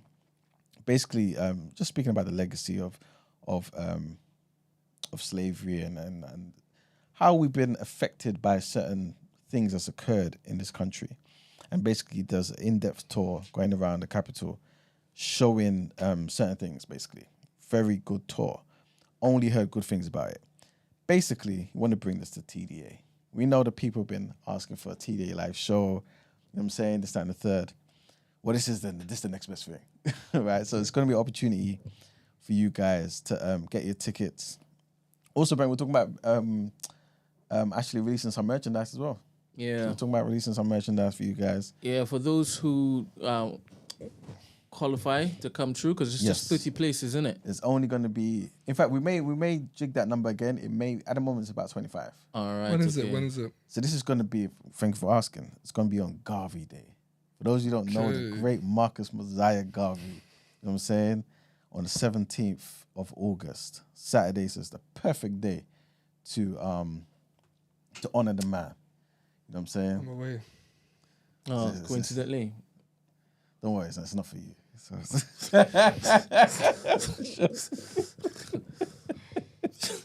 I'm joking. Taking up some melanin to put some space. But yeah, man, it's going to be an opportunity for everyone to, well, not everyone, but you guys to join us, man, and go on this tour, man. You know what I'm saying? And when you say join us, who will be there, man? So basically, TDA is going to be there. So, you know what I'm saying? Ramsey obviously wanted to make other plans. He would have been there. I 100% would have been there. You know what I'm saying? So, but yeah, 17th of August is the day that we're looking to make this happen. Let us know if you guys are interested. In the chat, in the Discord, let us know so we can kind of get the numbers, whether we need to do like a part 2, whatever it may be. You know what I'm saying? We just want to know who's interested in coming down and getting on this tour. Once again, big up Daryl for making this happen, man. So yeah, we'll give you more information on this. Like Brent was pretty much just saying as well. Going to get some nice TMB merchandise. Come on. You know what I'm saying? For you guys to support us, because I know you guys pretty much been asking us about that for like over a year now, I believe. So yeah, man, we're going to make that happen. Yeah, the craziest thing is that the longer I take to basically put the shop up, I'm then thinking maybe the first time they're able to purchase TMB stuff is going to be at a live show, innit? But then, obviously, that's unfair to the people who've been waiting for a year. It's just the time. It's the time I really don't have. The time, literally. I am literally rammed. Pause. Rammed. Again, I'm a grown man. I'm mature. You're not staying man. ahead, man. This whole episode you've been behind. Is it? Anywho. Said ram twice. All right. Yes. So yeah, we will obviously let you guys know more information as it comes to us. Yes. It's gonna be a great day, and I'm looking forward to seeing quite a few of you guys. Yeah, man. And How would they gals go about purchasing and them? non-binaries? But we will give them information. Yeah, we're going to give them all the Perfect. information. But at the moment, we just want people to let us know. If you guys are interested, They're 100% interested. coming down, you know what I'm saying? Let us know so we can kind of gauge the amount of like numbers as well, so we can make the appropriate arrangements. You know what I'm saying? For everything. How do they let us know they're interested, Emmanuel? Discord, All right. chat. All right. So you're going to put a topic or a thread up in Discord for them to come and because there's a poll function there now, innit? Real easy. Okay. So if it is that you want to just do it that way, then you can. All right, perfect. So sign up to the Discord, people. And of course, as well, you can obviously message us as well, so we can make a note of your name as well. And then obviously, when we release the tickets, get your tickets and whatnot. You know what I'm saying? But yeah, Brent. All right, cool. Before I start, Ramsey, can you attend to this? All right, so Fernan has come up with a good idea. Brent, could New Music Friday be a sub-rotation channel so we don't miss the homework? I agree, because we got like what you listen to and then we got the rotation. I get what you're saying, because it can get lost, and I do try my best to post new music up on Fridays. So if there was... He's basically saying if there's another sub-channel within that, just to have New Music Friday. And it would make sense to have Put You On. I forgot to mention last time I had a rotation. Is there any way you can set up a Spotify playlist? So whenever we do have the Put You On part, I can put on tracks on there that everyone could just go into. That's one as opposed to link. Does that make sense? Mm-hmm. So I can do a collaboration thing with you, with the TMB Spotify, and then we can just post tracks up on there. And then obviously it'll be updated every week with every rotation. Cool. So 2 categories on Discord and a playlist on Spotify. Cool. He's smiling for none of this shit's gonna get done, I'm talking to him and he's smiling. Kind of get done, man. pessimistic, negative mother ever is sitting on that seat. It's a good idea. We'll get done. Sir? N? What? Skirting. Anyway, finally, I think I mentioned yesterday that we had locked off the funding round for the community, as we said we were going to on June the 30th. And as I said yesterday, we got a few emails in. Those emails were regarding the closing of the funding round for the community. And obviously, I'm thinking, why did you wait until it closes to come and start saying, why is it closed? I don't understand some of y'all. It's FOMO, man. It's FOMO. I don't understand. What, nothing was going on. I wasn't dropping anything. Do you understand? It's just FOMO, man. God damn. But anyway, like I said, I spoke to Stephen, I spoke to Daniel, I spoke to Emmanuel about possibly leaving it open until the live show. I guess it would make sense, seeing as we're going to be dropping quite a few promotional pieces over the next few months running up to the live show. We still have, I guess, one large campaign still left, still in the tuck. Again, you guys will know about that once it is that we are at that time to let you guys know.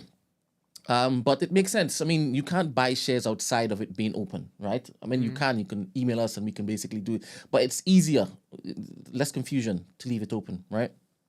And obviously, since we're putting out stuff over the next months, we are going to be attracting new people, right?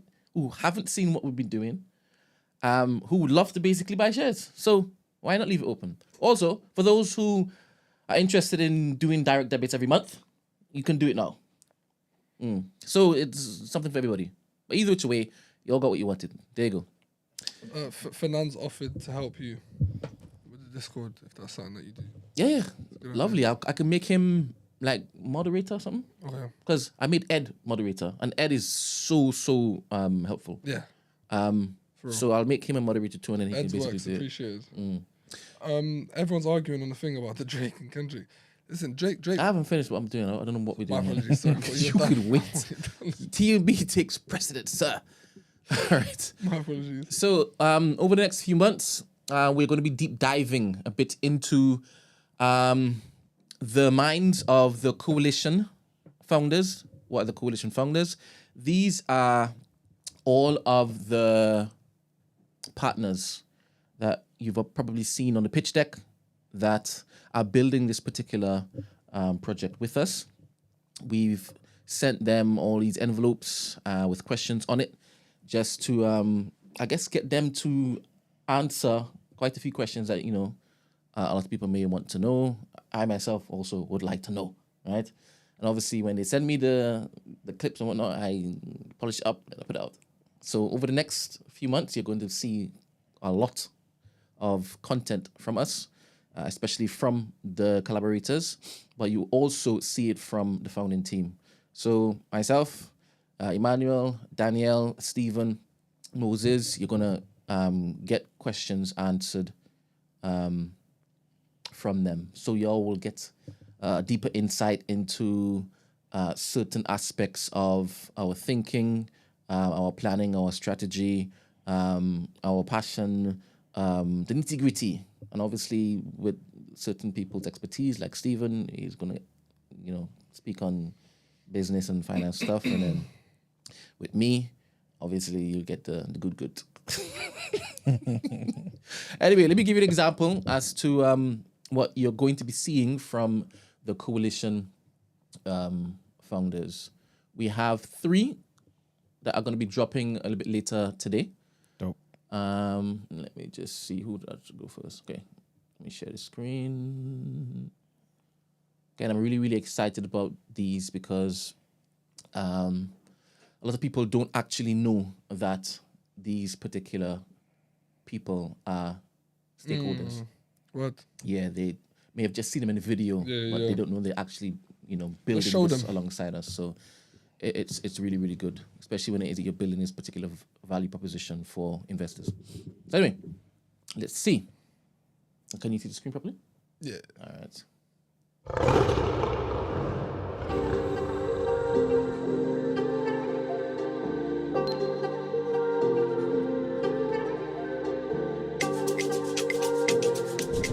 So guys, I just received this.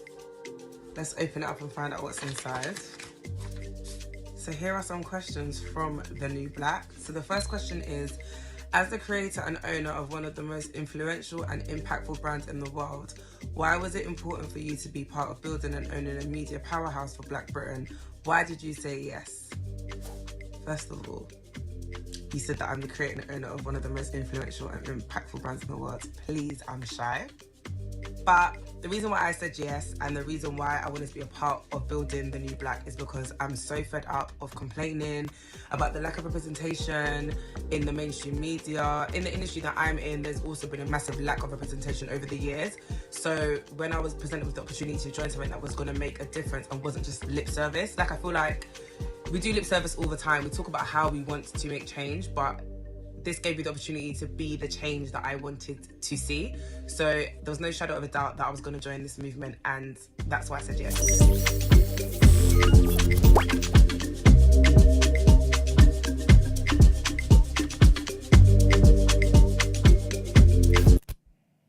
All right, that was Gina, our babes. Next one up.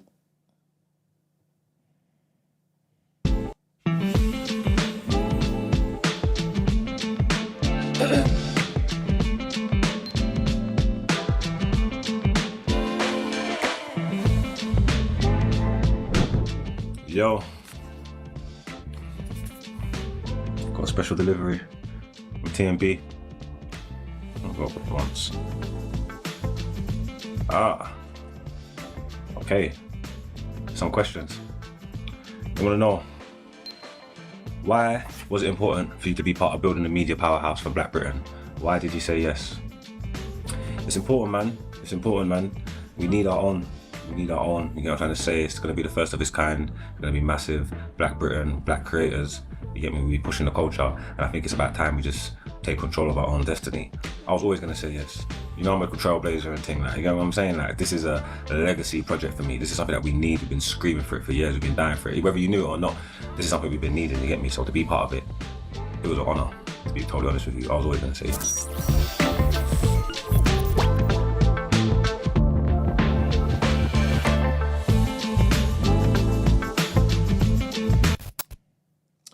And next one.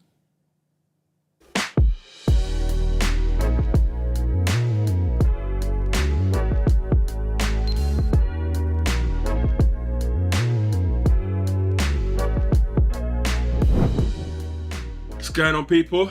So I received this today. The New Black TNB, baby. And this is especially for me. I'll answer a few questions on here. Why was it important for you to be part of building a media powerhouse for Black Britain? Why did you say yes? I felt like it was important because a lot of us have stories to tell. Considering that I'm part of a podcast that's been around for 8 years and we've been growing strength to strength as each year goes by, just goes to show how important our stories are. All we've done on the podcast is shared our experiences, our ups, our downs, and we seem to connect with people all over the world. So imagine that on a greater scale, and not just podcasting, we're talking about short form content, long form content, like series, who knows, film production. Like, we have stories to tell, rich stories to tell. So I feel like it was very important for there to be a Black version of a media powerhouse in Britain. Come on.